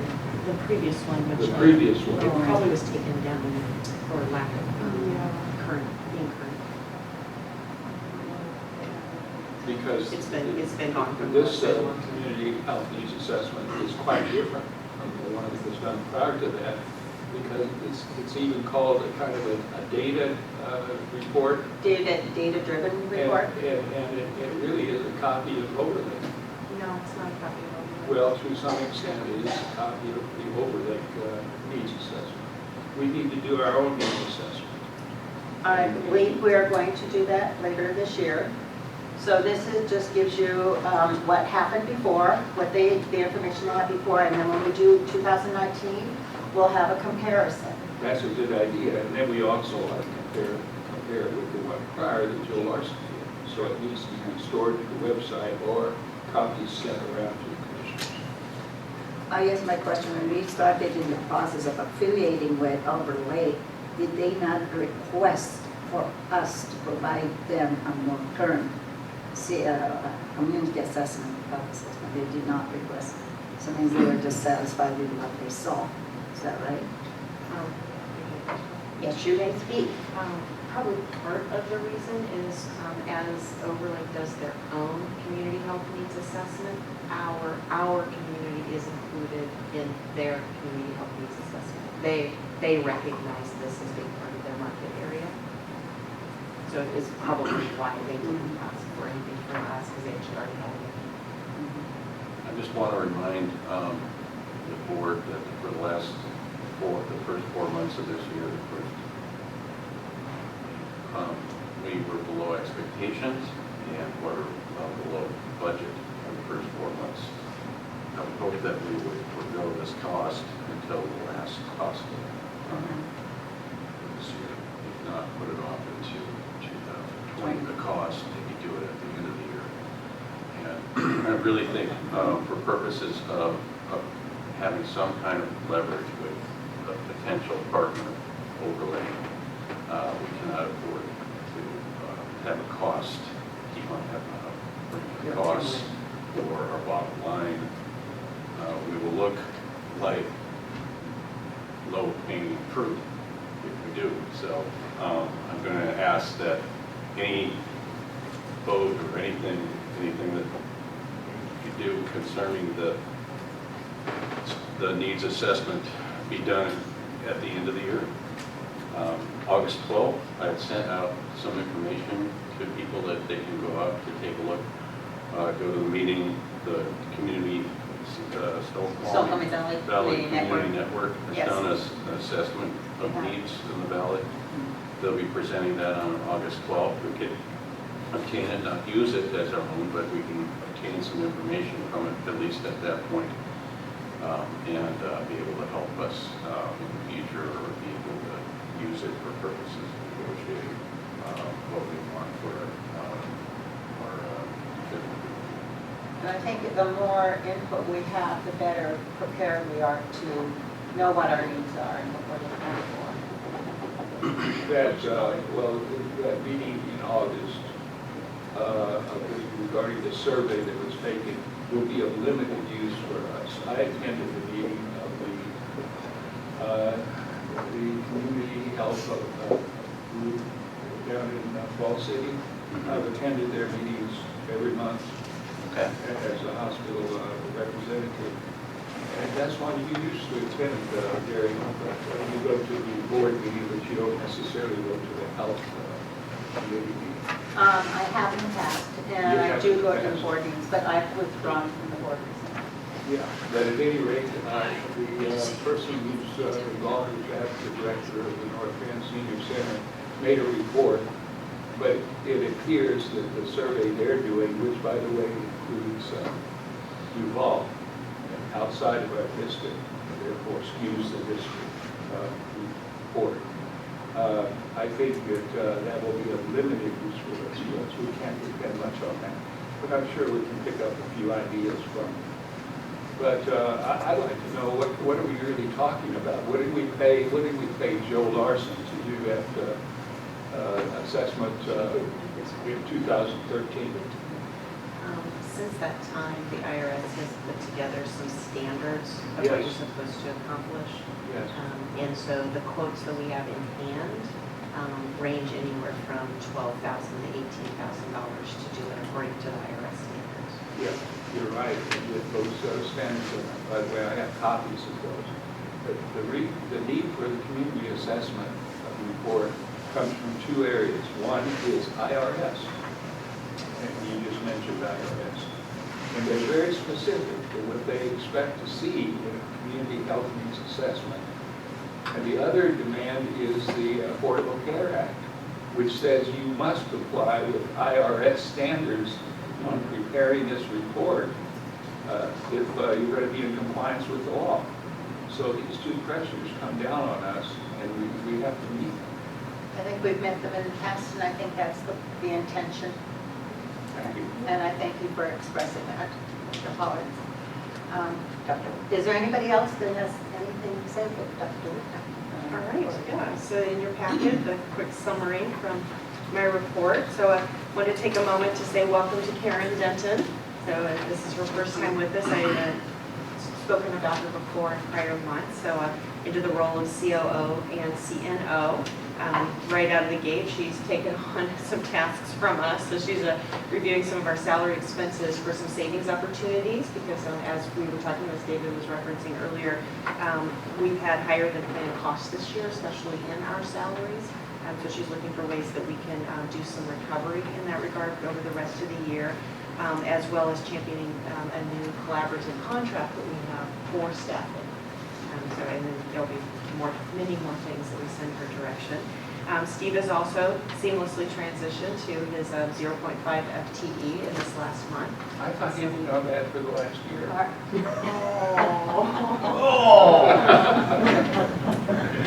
Okay, Commissioner Pollard, you've still got a turn. That was rather different. Thank you, David. June did conclude below volume in regard to budget, so lots of attention there. But I do want to point out that for the last 14 days, we have been at 25. So in fact, we have had a couple of admissions that have been delayed because we didn't have the room for them to come in. So a nice start to the month of July there. Many of us were at the Chelan conference, so we missed you, Commissioner Pollard, being there. But As we anticipated, there was going to be a very rich agenda, and so that delivered. They had lots of themes, especially around changing times, but the associated opportunities that are associated with the changing times, and then value of community relationships, both in understanding community needs, but also addressing community needs. So a nice association with the conversation that we just had here. This is community event season, and so you'll hear in the medical committee report quite a few activities that we either have just finished or we're getting ready to jump into, so Emma will fill us in on that.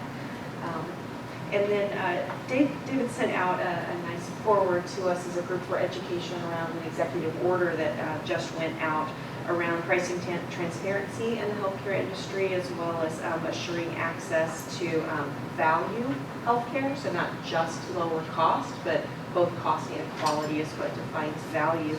And so I thought it might be worth just speaking to that just immediately for us. We do not participate in surprise billing. That is something that is very important to us, in that any care that is delivered in our facility is billed under our name. So that means it's billed through our relationships with our payers. And so that helps patients to not experience any surprises of having somebody who's out of network. So anybody who works with us is always in all the same networks we are in. We also have a tool in our billing department. The name of it is RideHand, but one of the things that it does is allows us to give great estimates to patients. So the patient can say, how much will a procedure or an experience cost me, and we can take their insurance, their plan, run it through there and give them insight into what their out-of-pocket costs will be. And so we've had that in place for about 3 years now, and so it gets used pretty regularly. Yes, yeah, every day, probably every day it gets used. Yeah, and then our charge master is posted to our website, which is a requirement, but we were in compliance with it in December before it became a requirement in January. We also very much welcome the ideas that are being proposed right now around changing some of the HRA rules, because that again is just the benefit of accessing health care, allowing collaboration across state lines, because there's a lot of rich relationships that are going on between Washington and Oregon and Washington and Idaho. And then most importantly, the support of the alignment of quality measures across all of the federal agencies, because that is a huge burden, just to workforce burden, to be able to respond to a quality measure from one federal agency that you have to respond to just a nuanced difference, which means an entirely reworked project to another federal agency. So I just thought it would be valuable to speak to that, because it was a very good highlight of what's coming about.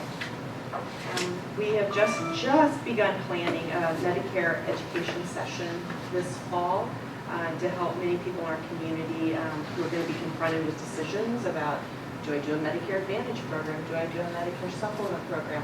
What's the difference between the two? What would be my particular best choice? And so it seems like a great opportunity to have just one more additional connection to people in our community and be the ones who represent from a neutral position as opposed to a sales position. So again, planning just begun on that, but we only have a couple months to put it together. And then just the last thing I wanted to share, just my appreciation again at your willingness to change this month's work study, because you did it to allow me to take a vacation. So I appreciate that. But, any questions? And I'll turn it back over. Any questions from the board? Well, regarding this last paragraph, planning just begun on the Medicare education program as well as support eligible community members in the decisions regarding Medicare Advantage versus Medicare Supplement. Why not just also Medicare and what it covers? Include that as a general topic. Absolutely. So, Because we like that choice. yeah, that's what I participate in. You have to have one advantage without the other. Regarding the Chelan conference, I'd like to make a comment. I wasn't able to go this time for the first time in 7 years. But the good thing is they have a lot of the presentations online. And as a matter of fact, I looked up, I guess it was this morning or yesterday, Oscar Ray's presentation and all of his slides, they're available online. So, and by the way, for you, those of you that don't know it, he is the representative, or he is the MRSC person, the go-to person on questions regarding public hospital districts. And he's a very nice fellow and very helpful at MRSC. All you have to do is Google MRSC and then ask for Oscar Klein. He's very good. But at any rate, his presentation and other presentations from Chelan are online. So didn't totally miss it. Okay. Ready to move on? If we move on, our general counsel, Skip Hauser. Thank you, President and Commissioners, board members, CEO and COO now. I'm going to give you your Robert's Rules reminder for the evening. And this pertains to, everybody get one? Let me do this one. This pertains tonight to the topic, very good, I thought I would have. This pertains to point of order. So, it's a very interesting concept. You should suggest this by saying, I raise a question of order, but we all use the vernacular, point of order. Madam Chairman, Madam President, point of order. But you're supposed to say, raise a question of order. You're then calling upon the chair for a ruling and an enforcement. So you're asking the chair to rule on your question and enforce it if appropriate.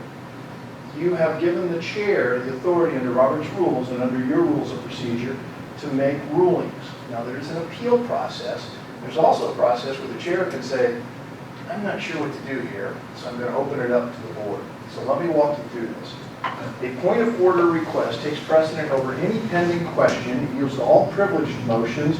It yields to a motion to lay the motion question on the table in cases where they are in order and time.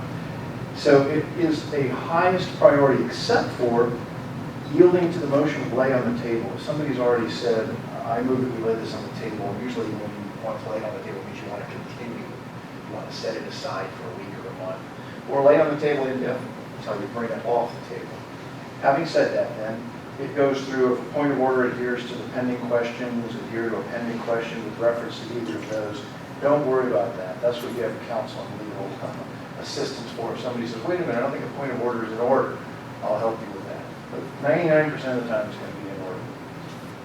Here's the second part. It's a paragraph from the bottom, full paragraph, still part of number 1. In cases where the chair, being in doubt, refers the point of order to the judgment of the assembly, where the point thereby becomes debatable. Because I'm going to tell you shortly that it's not debatable normally. It's just a ruling and then you move on. But it can become debatable if the chair says, I am in doubt. I am not certain as to your point of order request, and I don't know how to enforce it or rule on it. Therefore, I'm going to give it to the board or what's called the assembly. Then it's debatable, and you have a discussion like you would a motion. It can be applied to any breach of the assembly's rules, so long as it's handled in the normal manner by ruled upon by the chair, no subsidiary motion can be applied to. So the chair has a lot of power when a point of order comes across because they're going to make a ruling. Now, if they're in doubt, which most chairmen are normally not in doubt, they can get assistance from staff, but they would normally make a ruling. If they are in doubt, they refer the point of order to the judgment of the assembly, meaning you as the body, and it becomes debatable. The characteristics for that are found on pages 256 and 257. Thirdly, it is in order when another has the floor to interrupt that person. That's the only time you should ever interrupt. You should not interrupt to argue or debate, to otherwise slander or question somebody's integrity or character, but it would be okay to say, I'm interrupting you because of a point of order. That is when the only time it's okay to interrupt. It does not require a second. So if you say point of order, you don't have to wait for a second. The chair is going to acknowledge you at the point of order. It's not debatable. But the chair's consent, though, remember I said it can become debatable because it can then give it to the membership. At that point, the chair can say, though, look, it's not debatable, but I'm not certain. I want you to explain your point. So explain your point, and knowledgeable or interested members can be heard by way of explanation. So that's kind of a little mini debate without following the rules of debate, where the chair says, go ahead and explain that. Does anybody ever have any thoughts? So there's kind of this other subset process where the chair is still going to make the ruling, has not given it to the membership, but wants more information. Question, Yes. can a member appeal the ruling of Yes. the chair? Yes, we'll get to the appeal at the end. Oh, You're okay. 2 steps ahead. Oh, okay. That's all right. Mr. Pollard, I've learned to know that you're sometimes ahead of me. So, in this case, you are again. It is not amendable, so you can't amend a point of order. You know, Madam Chair, I'd like to amend my point of order. No, it's not amendable. You have to deal with the point of order that's before the body. And then it's normally ruled upon by the chair. No vote is taken unless the chair is in doubt. Or, you go, Commissioner Pollard, the ruling is appealed. How do you appeal the ruling? Well, it can't be reconsidered, but here's how you, grounds for point of order. It is the right of every member who notices a breach of the rules to insist on their enforcement. If the chair notices a breach, he corrects the matter immediately. If he fails to do so, and again, I apologize on behalf of Robert, he always uses the he pronoun instead of she. But if he fails to do so through oversight or otherwise, any member can make the appropriate point of order. The presiding officer may wish to engage in brief research or consult with parliamentarian before ruling, and may allow the assembly to stand at ease while he does so. In the event, while the presiding officer has made a ruling, any 2 members can appeal, one making the appeal and the other seconding. So what would happen, Commissioner Pollard, if you made a point of order, the chair has ruled, if you want to appeal the point of order, you must make the motion, I move to appeal the point of order. You must get a second, it has to be a second member. If there is no second, your appeal would die. Is there discussion of the motion? If you do get a second on the appeal, there's no discussion yet. Once you get your second on the appeal, then it becomes debatable and it's discussion, just like a motion. Yep, that's way, way, way down at the end. If a member is uncertain as to whether or not there's a breach on which a point of order can be made, he can make a parliamentary inquiry of the chair. We'll do that for another week or month. But then you can say, Madam Chair, a parliamentary inquiry. That's different than a point of order. That's because you're not certain whether there's been a breach. And you want the chair to check with the parliamentarian to see if there's been a breach. So I would just caution and suggest to you that don't breach the rules. Comply with all the requirements, and we don't ever have to have point of orders or parliamentary inquiries. Thank you. Yes. Question. Isn't there such a thing as, Point of order, you're supposed to ask the chair if you can ask a all right, question. maybe we ask questions at this point, Madam Chair? Let me confer with Madam Chair. Madam Chair, may your membership ask questions directly to the speaker? All right. Your request has been granted.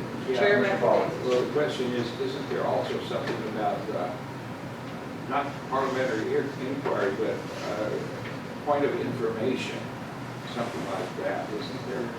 I don't believe so. I think we do that in the vernacular where you say, I need a point of information, I need a point of clarification or something like that. If there's a motion pending, you can ask the maker of the motion to clarify it. But normally, I don't know of a general blanket Okay. point of information. But I will research that and get back to you. Thank you. Thank you, Commissioner Pollard. Are there any other questions from the board members? I have a question. Can I appeal my case of what the error she made? I'm just kidding.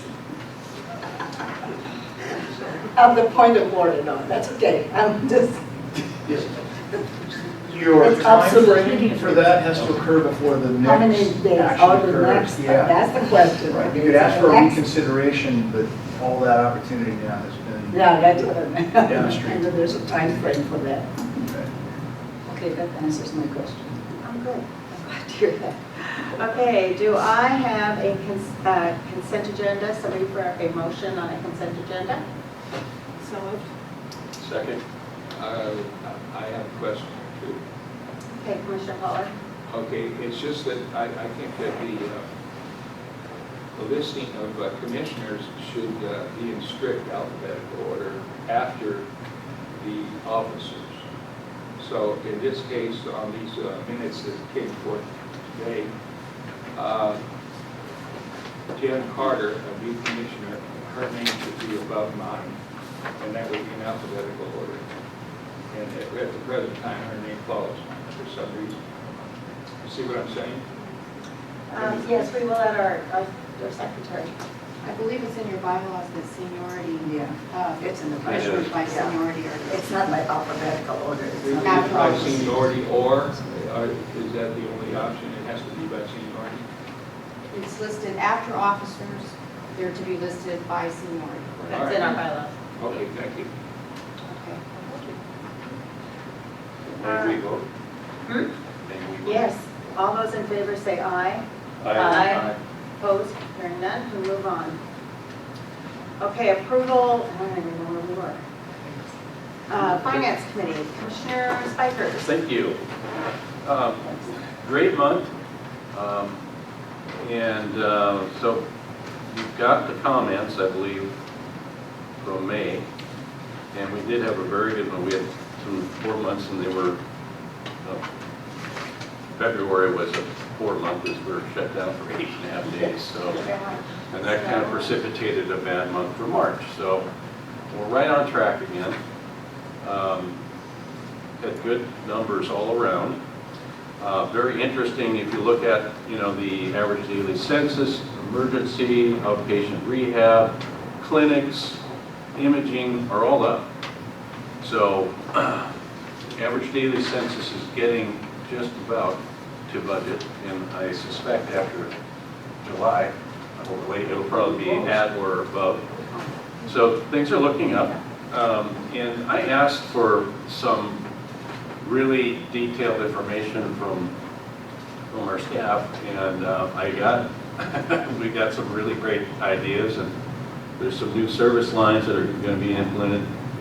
The sleep clinic launches on July 24th. That's an ROI of less than a month on that.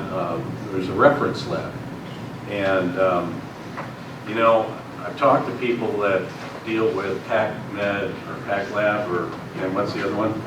LabCorp, and people hate them. There's no service, nothing. They can't get answers, they can't get results or turnarounds. Well, guess what we're doing? We've got capacity by not even adding any employees, right?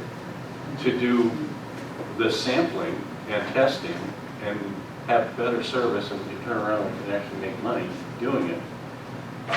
To a lot of the smaller clinics around town, because they're small, they're not given much credence, I guess, by lab and whatnot. But we're going to be able to, instead of doing one sample to one test, we can put 15 of the same type of testing all at once and take the same amount of time to test them, and we can actually charge for it. So it's a great service for the surrounding clinics around Puget Sound area here, and we get paid with no extra costs. Maybe some municipal costs of our utensils or our instrument, whatever we're doing. Yeah. Supplies. Yeah, supplies. So that's great. Not only that, we're not done yet. We are now providing credentialing for the collaborative as of August 1st. We will be anyway, and we will be able to charge for that. So, anytime we can make $5,000 here or $5,000 there, it's all adds up for a small hospital like ours or a small organization, and that's why I did say something about doing that. The census, healthcare census, assessment, I should say. And, that's what we are. We're on kind of like that 5,000, 10,000 here and 20,000 there makes a big difference for the month. And so I hope that you understand that this is big for us. 5 or 10,000 here is really big because it can make us look really well at the end of the year. If it's only a few thousand a month, it can indeed make us look a lot better at the end of the year. So the Kroger enrollment just started not too long ago, right?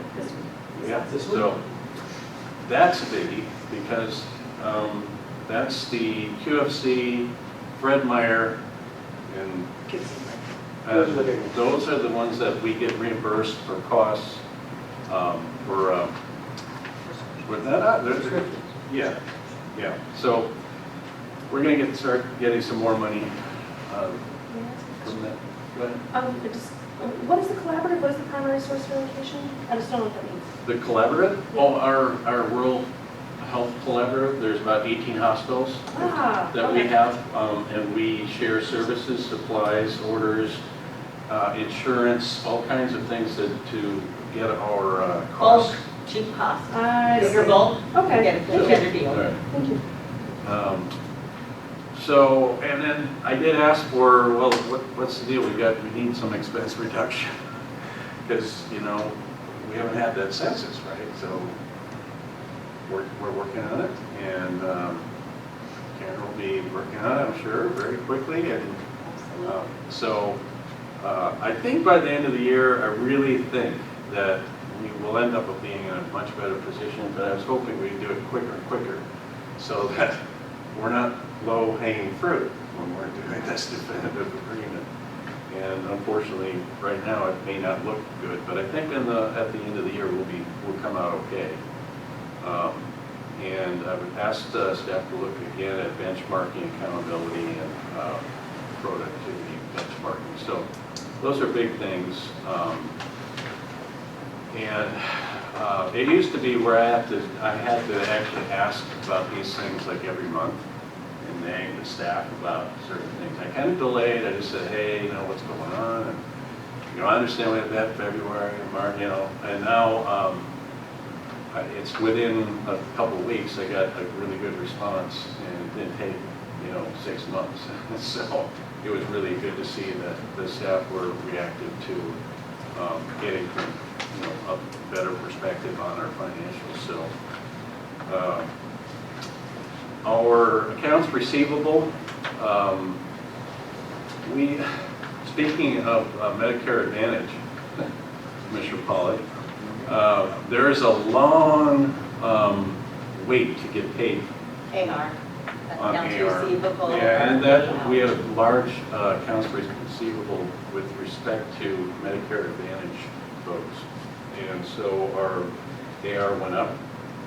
And so I'm just letting you know that when that goes up, Medicare Advantage use, we will end up with a higher AR. Does that depend on the company that is involved? No, It's Medicare. It is Medicare. Medicare? it is Medicare. It is Run by Medicare? Yes. So, Yeah, anyway, let me clarify. What Medicare Advantage is provided by insurance companies under contract with Medicare. Medicare is reset to pay us quickly, and insurance companies, it takes longer. So if you have more Medicare Advantage patients, it takes a little bit longer, it takes longer to treat. and I apologize, we didn't get this, the finance packet out because of the last week I was out of town. I'm sure Val was not working on the 4th. So, and we finally got to it on Monday, I think, or Tuesday, I don't remember. So I apologize, it's not coming out in a timely fashion. Partly just I was out of town, partly Val was out of town. It's just hard to get it out. I didn't think that it was a serious problem because we had a pretty good month, and that's why I don't think it's disadvantages. But if you do have any questions, there's a lot of detailed information, and I can go into real big detail about things in here. If you have any questions, go right ahead. Anything in the report, questions about anything? Yeah, anything in this report? Commissioner Pollard, the chair recognizes you. Yeah. Okay, how much did we have to invest for the sleep center? 5,000? Minimum. Okay. That's our ROI at less than a month. We'll get that back by next month. Could you explain a little more what the Kroger enrollment is? Is that a healthcare plan or only prescriptions, or what is that? Yes, from our prescriptions, we get a percentage of all of the prescriptions that go through that use our hospital name to get the prescription. So if It's a government program. So if our hospital or a doctor in our hospital writes a prescription and it goes to Kroger, we get some kind of. Yes. That's a 340B program. It's not a lot for prescription, but it all adds up to be about $100 and some thousand. Yeah, that adds up pretty well. So, Yeah. so, That's good. It's a program. I didn't know about that. We've been in that Well, it's a program for a start. while. Right. but we just started the Kroger part of it because they were in a dilemma where they couldn't accept anybody new until just recently, and then when we reapplied, we were able to get in. Do we have any other partners like that? Yes, we do. We have Safeway, don't we? And we Martell, have, Ross. yeah. Safeway and what, who else? Martell. Bartell. You'll get some of my money. Sure. Thank you. Is that the end of your report? That's the end of my report unless there's questions. It is a good report, so I'm going to stand on the report. Well, I think Commissioner Pollard's already asked questions, Jan or Anna, do either one of you have No questions? questions. Thank you. Good luck. Okay, then we will move on. Warrants. What's that? Warrants. Oh, I have one last thing. I ask at this time to approve the payroll warrants, I should say, accounts payable warrants, the warrants, payroll warrants, hospital and clinic payroll, auto deposits, hospital and clinic payroll tax, hospital and clinic retirement for 457, 403B, 403B match plans at this time in the amount of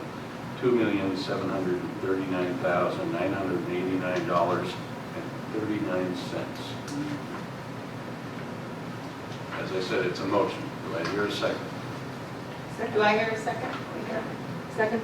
Is there any further discussion? Hearing none, we'll take it to a vote. All those in Ask favor? for a roll call vote, please. Okay. President Norris, Yes. Vice President Herron, Yes? Secretary Spikers, Yes. Commissioner Pollard, No? Commissioner Carter. Yes. It passes Okay. 4-1. Sign it. Okay. Next on the agenda, we have medical committee. Okay, lots of fun things happening in the community.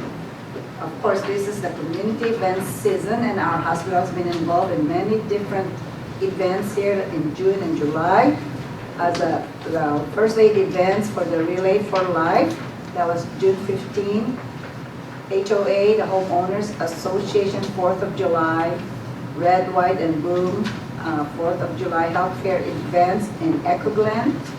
June 18, ZTEC, July 9. This is a manufacturing company here on the ridge. It's not open to the public, but we participated as well. And the Issaquah Sports Combined last July 13. That's what's happening in the community. That's our involvement. Hospital system-wide, our IT infrastructure upgrade, June 24, 26. These are our multiple appliances that is needing almost at the end of their supported life. At the end now. It's end of life issues here. In addition to continued cybersecurity features, users will experience enhanced speed and single sign-on feature. I want to report on the inpatient swing beds and yeah. 2019 budget, we have, it's 22.891%. In June, it's did drop a little bit, 21.5, but overall, in June 2019, year to date, it's 22.4, so that's not too bad. In the lab area, the reference lab service is in collaboration with Sound Medical Laboratory Services to surrounding clinics. First site was July 1st. This is good news. 4 more clinics are due to join soon.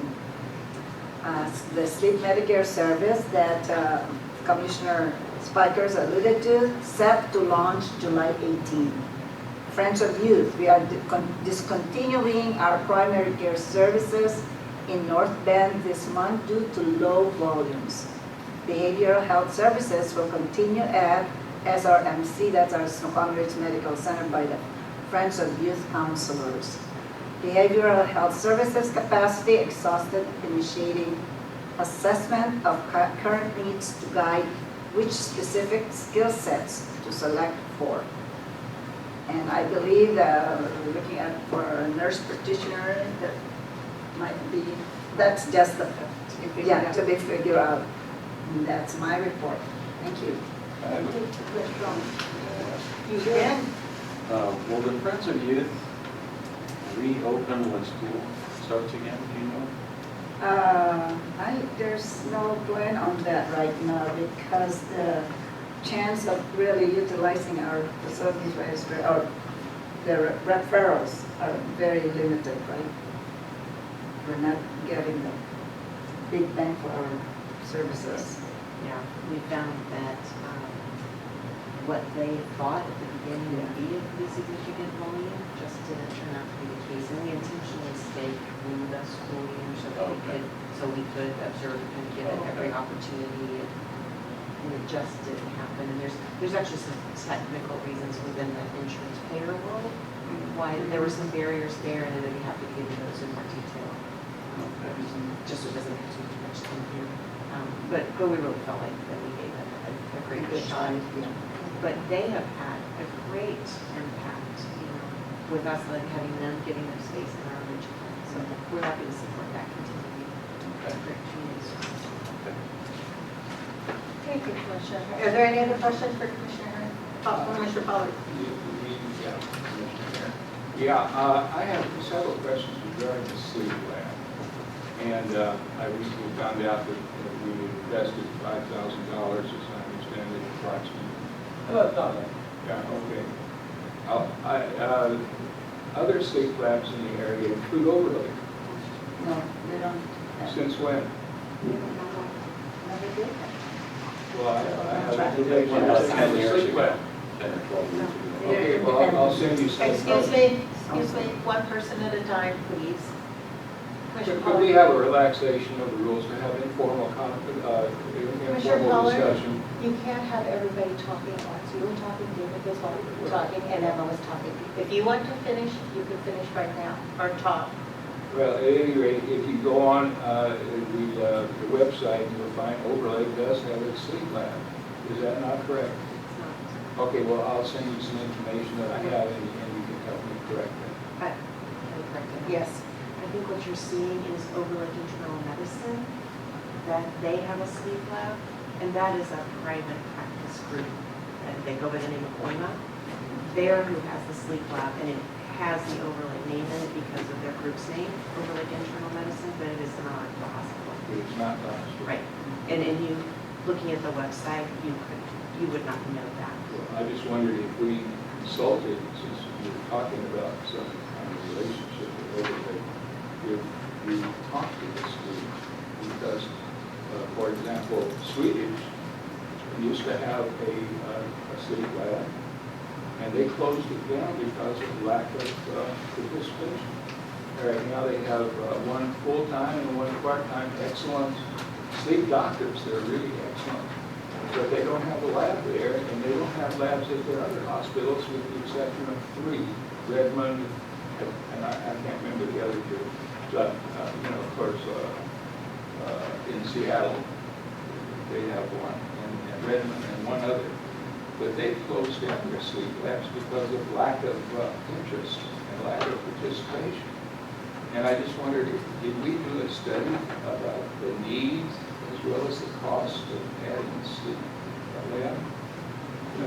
Because I think it should have been a board decision, not just an administrative decision, just to let it happen.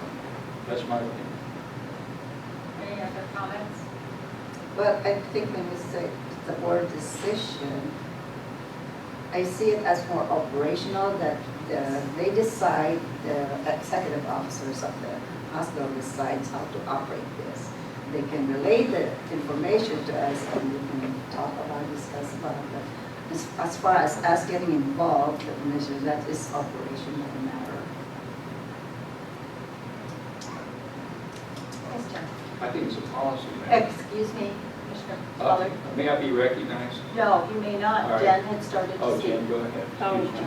But it's a new topic though, away from the sleep labs. That's right, Ms. Stewart Sure. recognized Oh, right. her. Oops, my earring. I just wanted to say that my family was at the 4th of July daytime and evening events, and it was wonderful to see all the signage and how accessible the booth was, and that's really great community outreach. So as a local parent, I just wanted to say kudos, and thank you for doing that. Commissioner Pollard, did you have something else you wanted to say for the medical committee? Address the medical committee? Well, I just think that this is a policy issue, not an administrative issue. And there is this gray area between policy and administration that we have to watch very carefully. But I think this should not have been a staff's decision, which is what it was. It should have been a board decision, one way or the other. Is there any other discussion? Hearing none, we will move on. Quality Steering Committee. Oh, Facilities Committee. I wasn't there. The old ones did it. Yeah, it did not occur. I wasn't there, Emma wasn't there. I think the staff was. It's been rescheduled. Yes, It's been rescheduled. rescheduled. Okay. All It was right. right after the lake show. Or what? Yeah, we didn't do very well, either one of us. We were all exhausted. Okay, Quality Steering. Okay. Jen, we are going to appoint you to the Quality Steering Committee. I need to make that appointment publicly. It's yours. And it meets, oh, and the medical, you knew about medical already, didn't you? We haven't talked about it, I heard about it.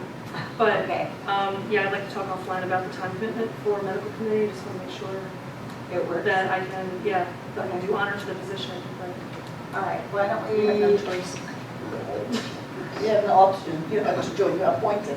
Oh, That's right. You are appointed by the Yes. bylaws, Yes. okay, but we can talk about it. That doesn't mean we can't talk about okay. it. Okay, so if you want to talk more about that later, we can. And then bring it back if we need to. Okay. All right. New business, King County Search and Rescue Update.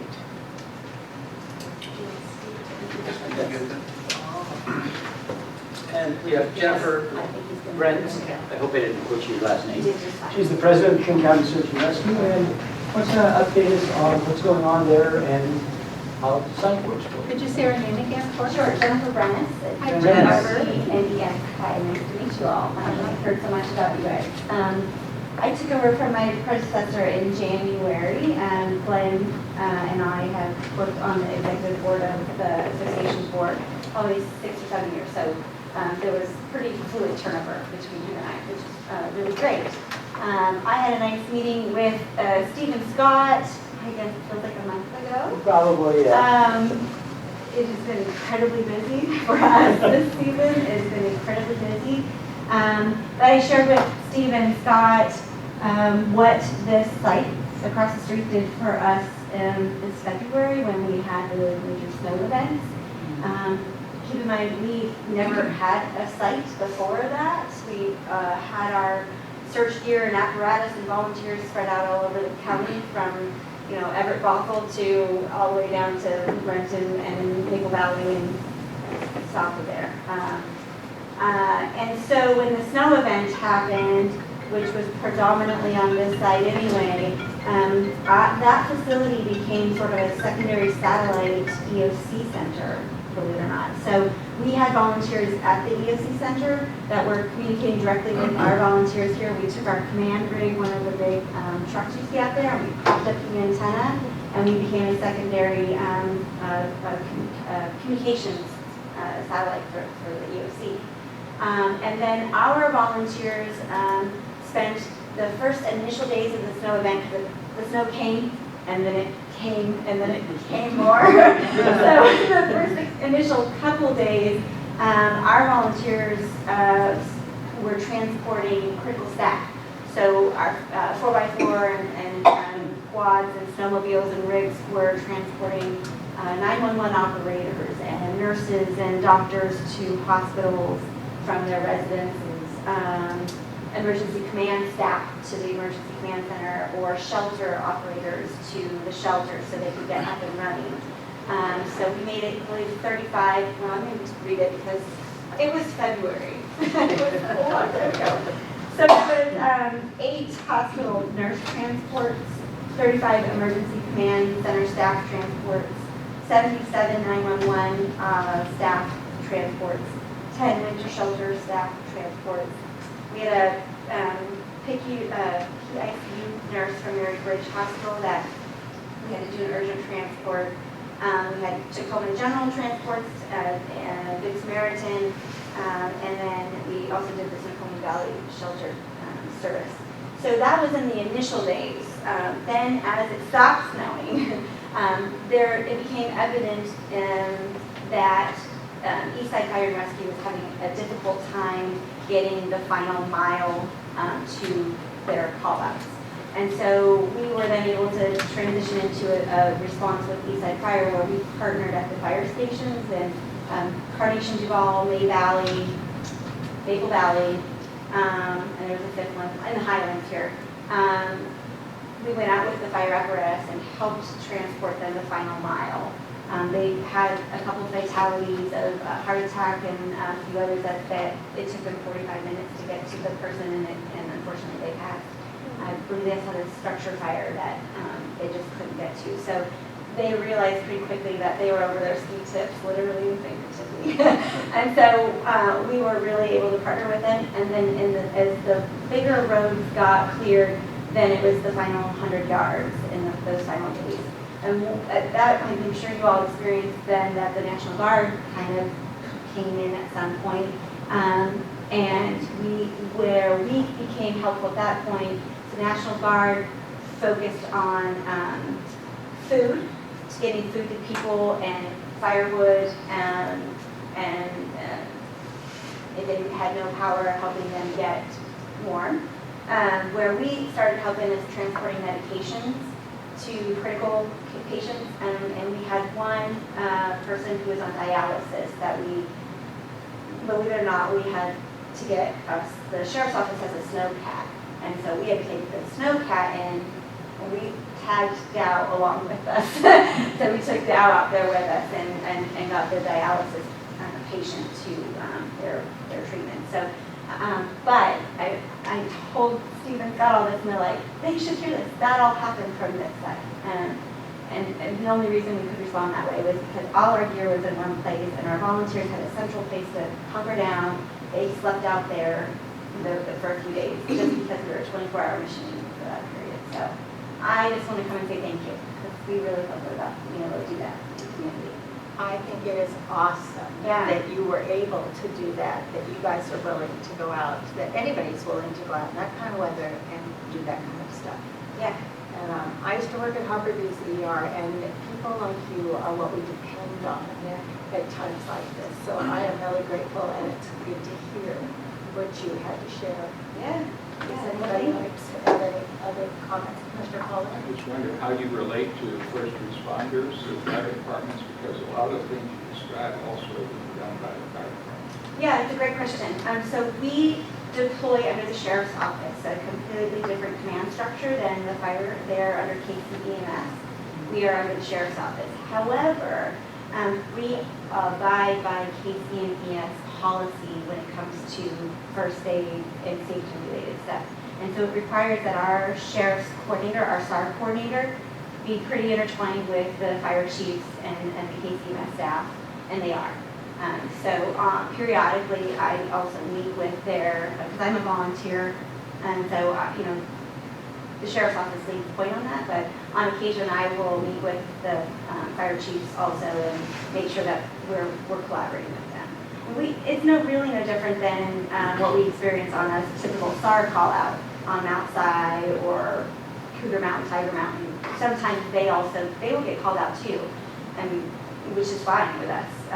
If there's an urgent matter, we want best person to get there. And so this is nothing new. We've worked with them many times. Yeah. Are there any other comments or questions? Just thank you.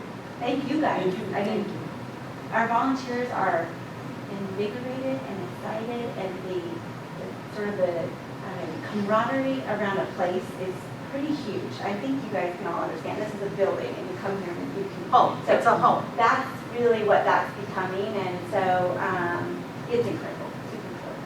I thank you very much. Thank you for sharing. Appreciate it.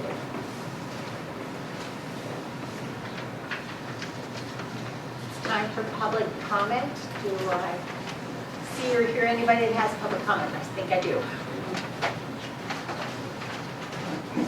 For the record, my name is Scott Scowcroft from West Seattle. I was interested to hear that community health needs assessment is back as a topic of conversation. And I'm excited about it because I can see where that needs assessment that's updated from the previous ones that you've had can be used to help guide this board in negotiations for what the district would want to do after affiliation. So I would encourage you to think about timing not only in a financial filter, but also at what point would it benefit you to know what the updated public health needs of the valley are in relationship to your negotiations with Overland, both in knowing what you want to ask for, and then in addition to that, how much.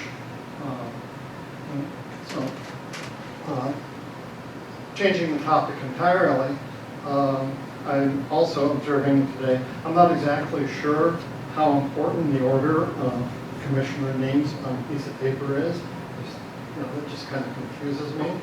And it also confuses me. I think that it's not in the best interest of the hospital district that the warrants would not be approved.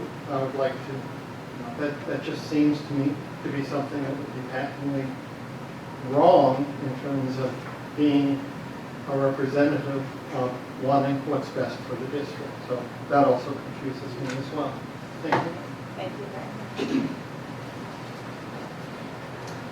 I have next on my agenda, new business action items. There are none.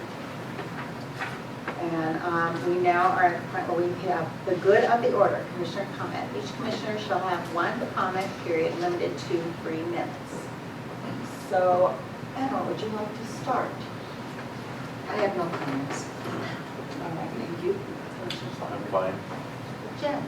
I do. I would like to thank the taxpayers for sponsoring our trip to the Washington State Hospital Association Conference.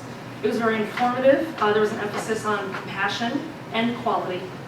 There were networking opportunities for similar hospital districts, which I feel I really greatly benefited from as a new member of the board. And it set us up for a successful remainder to the year. I also feel strongly about the community health needs assessment. It's important to have that guidance of our own priorities coming out of the transaction, so we can continue to serve the health and wellness of our community. But I also note later in the year is still within our guidelines and perhaps is the best fiduciary move for us. So I note that, but I am going to continue to push that this is a very important deliverable for us this year. Commissioner Butler? Well, I'm just concerned that we're focusing so much on the financials with respect to the negotiations with Overlake that we may be losing out on a community perception of this undertaking. And we're checking all the boxes regarding procedure and finances, legal maneuvers and so forth. But the community, I think, is not sold on this. I've heard a lot of criticism of Overlake. They are not rated as one of the 6+ hospitals in the Puget Sound area. They are high performing in only 2 areas, which is hip and knee surgery. And so that's not something we're going to be able to use out here. There are considerable as a matter of fact, we heard during the time we were interviewing for a replacement commissioner, one of the applicants even said, related a very unfortunate experience at Overlake. I had my own unfortunate experience at Overlake. And it's hard for me to forget that, even though I've tried to put that aside and look at it objectively. I guess what I'm saying is we got a selling job to do to the community if they're going to come to this hospital, regardless of how wonderful we check the boxes. So that's my point. Thank you, Commissioner Pollard. I would probably be with Jen. I really enjoyed going to Chelan. I learned a lot. I thought our last speaker was very interesting, very transparent as a bipolar individual, and thought he was entertaining at the same time he was very transparent. And I found it very interesting. So that was one of my favorites this afternoon. Well, now that we've done the good and the order, we're going to move to an executive session and with a review of a performance of a public employee pursuant to RCW 42-3011.110. So I'm going to ask the public to please leave. Do I have to read this whole thing exactly like this? Oh, I have to read that. The Board of Commissioners is authorized to meet in an executive session under RCW 42.30110 to evaluate the qualifications of an applicant for public employment or to review the performance of a public employee. However, subject to discussion by a governing body of salaries, wages, and other conditions of employment to be generally applied within the agency shall occur in the meeting open to the public when the governing body elects to take final action hiring, setting the salary of an individual employee or class of employees, or discharging or disciplining an employee. That action shall be taken in a meeting open to the public. Pursuant to this authority, the board will now go into executive session to discuss these matters.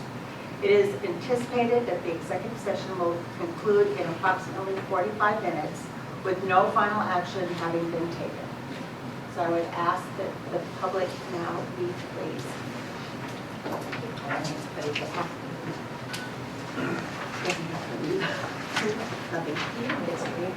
No, I do it. You do. Do you really? Thank you. Hey, that was very good. Oh, of course, of Thank course. you. Really Of appreciate course. it. How are things going? Thank you for taking some of So your evening. here's you that you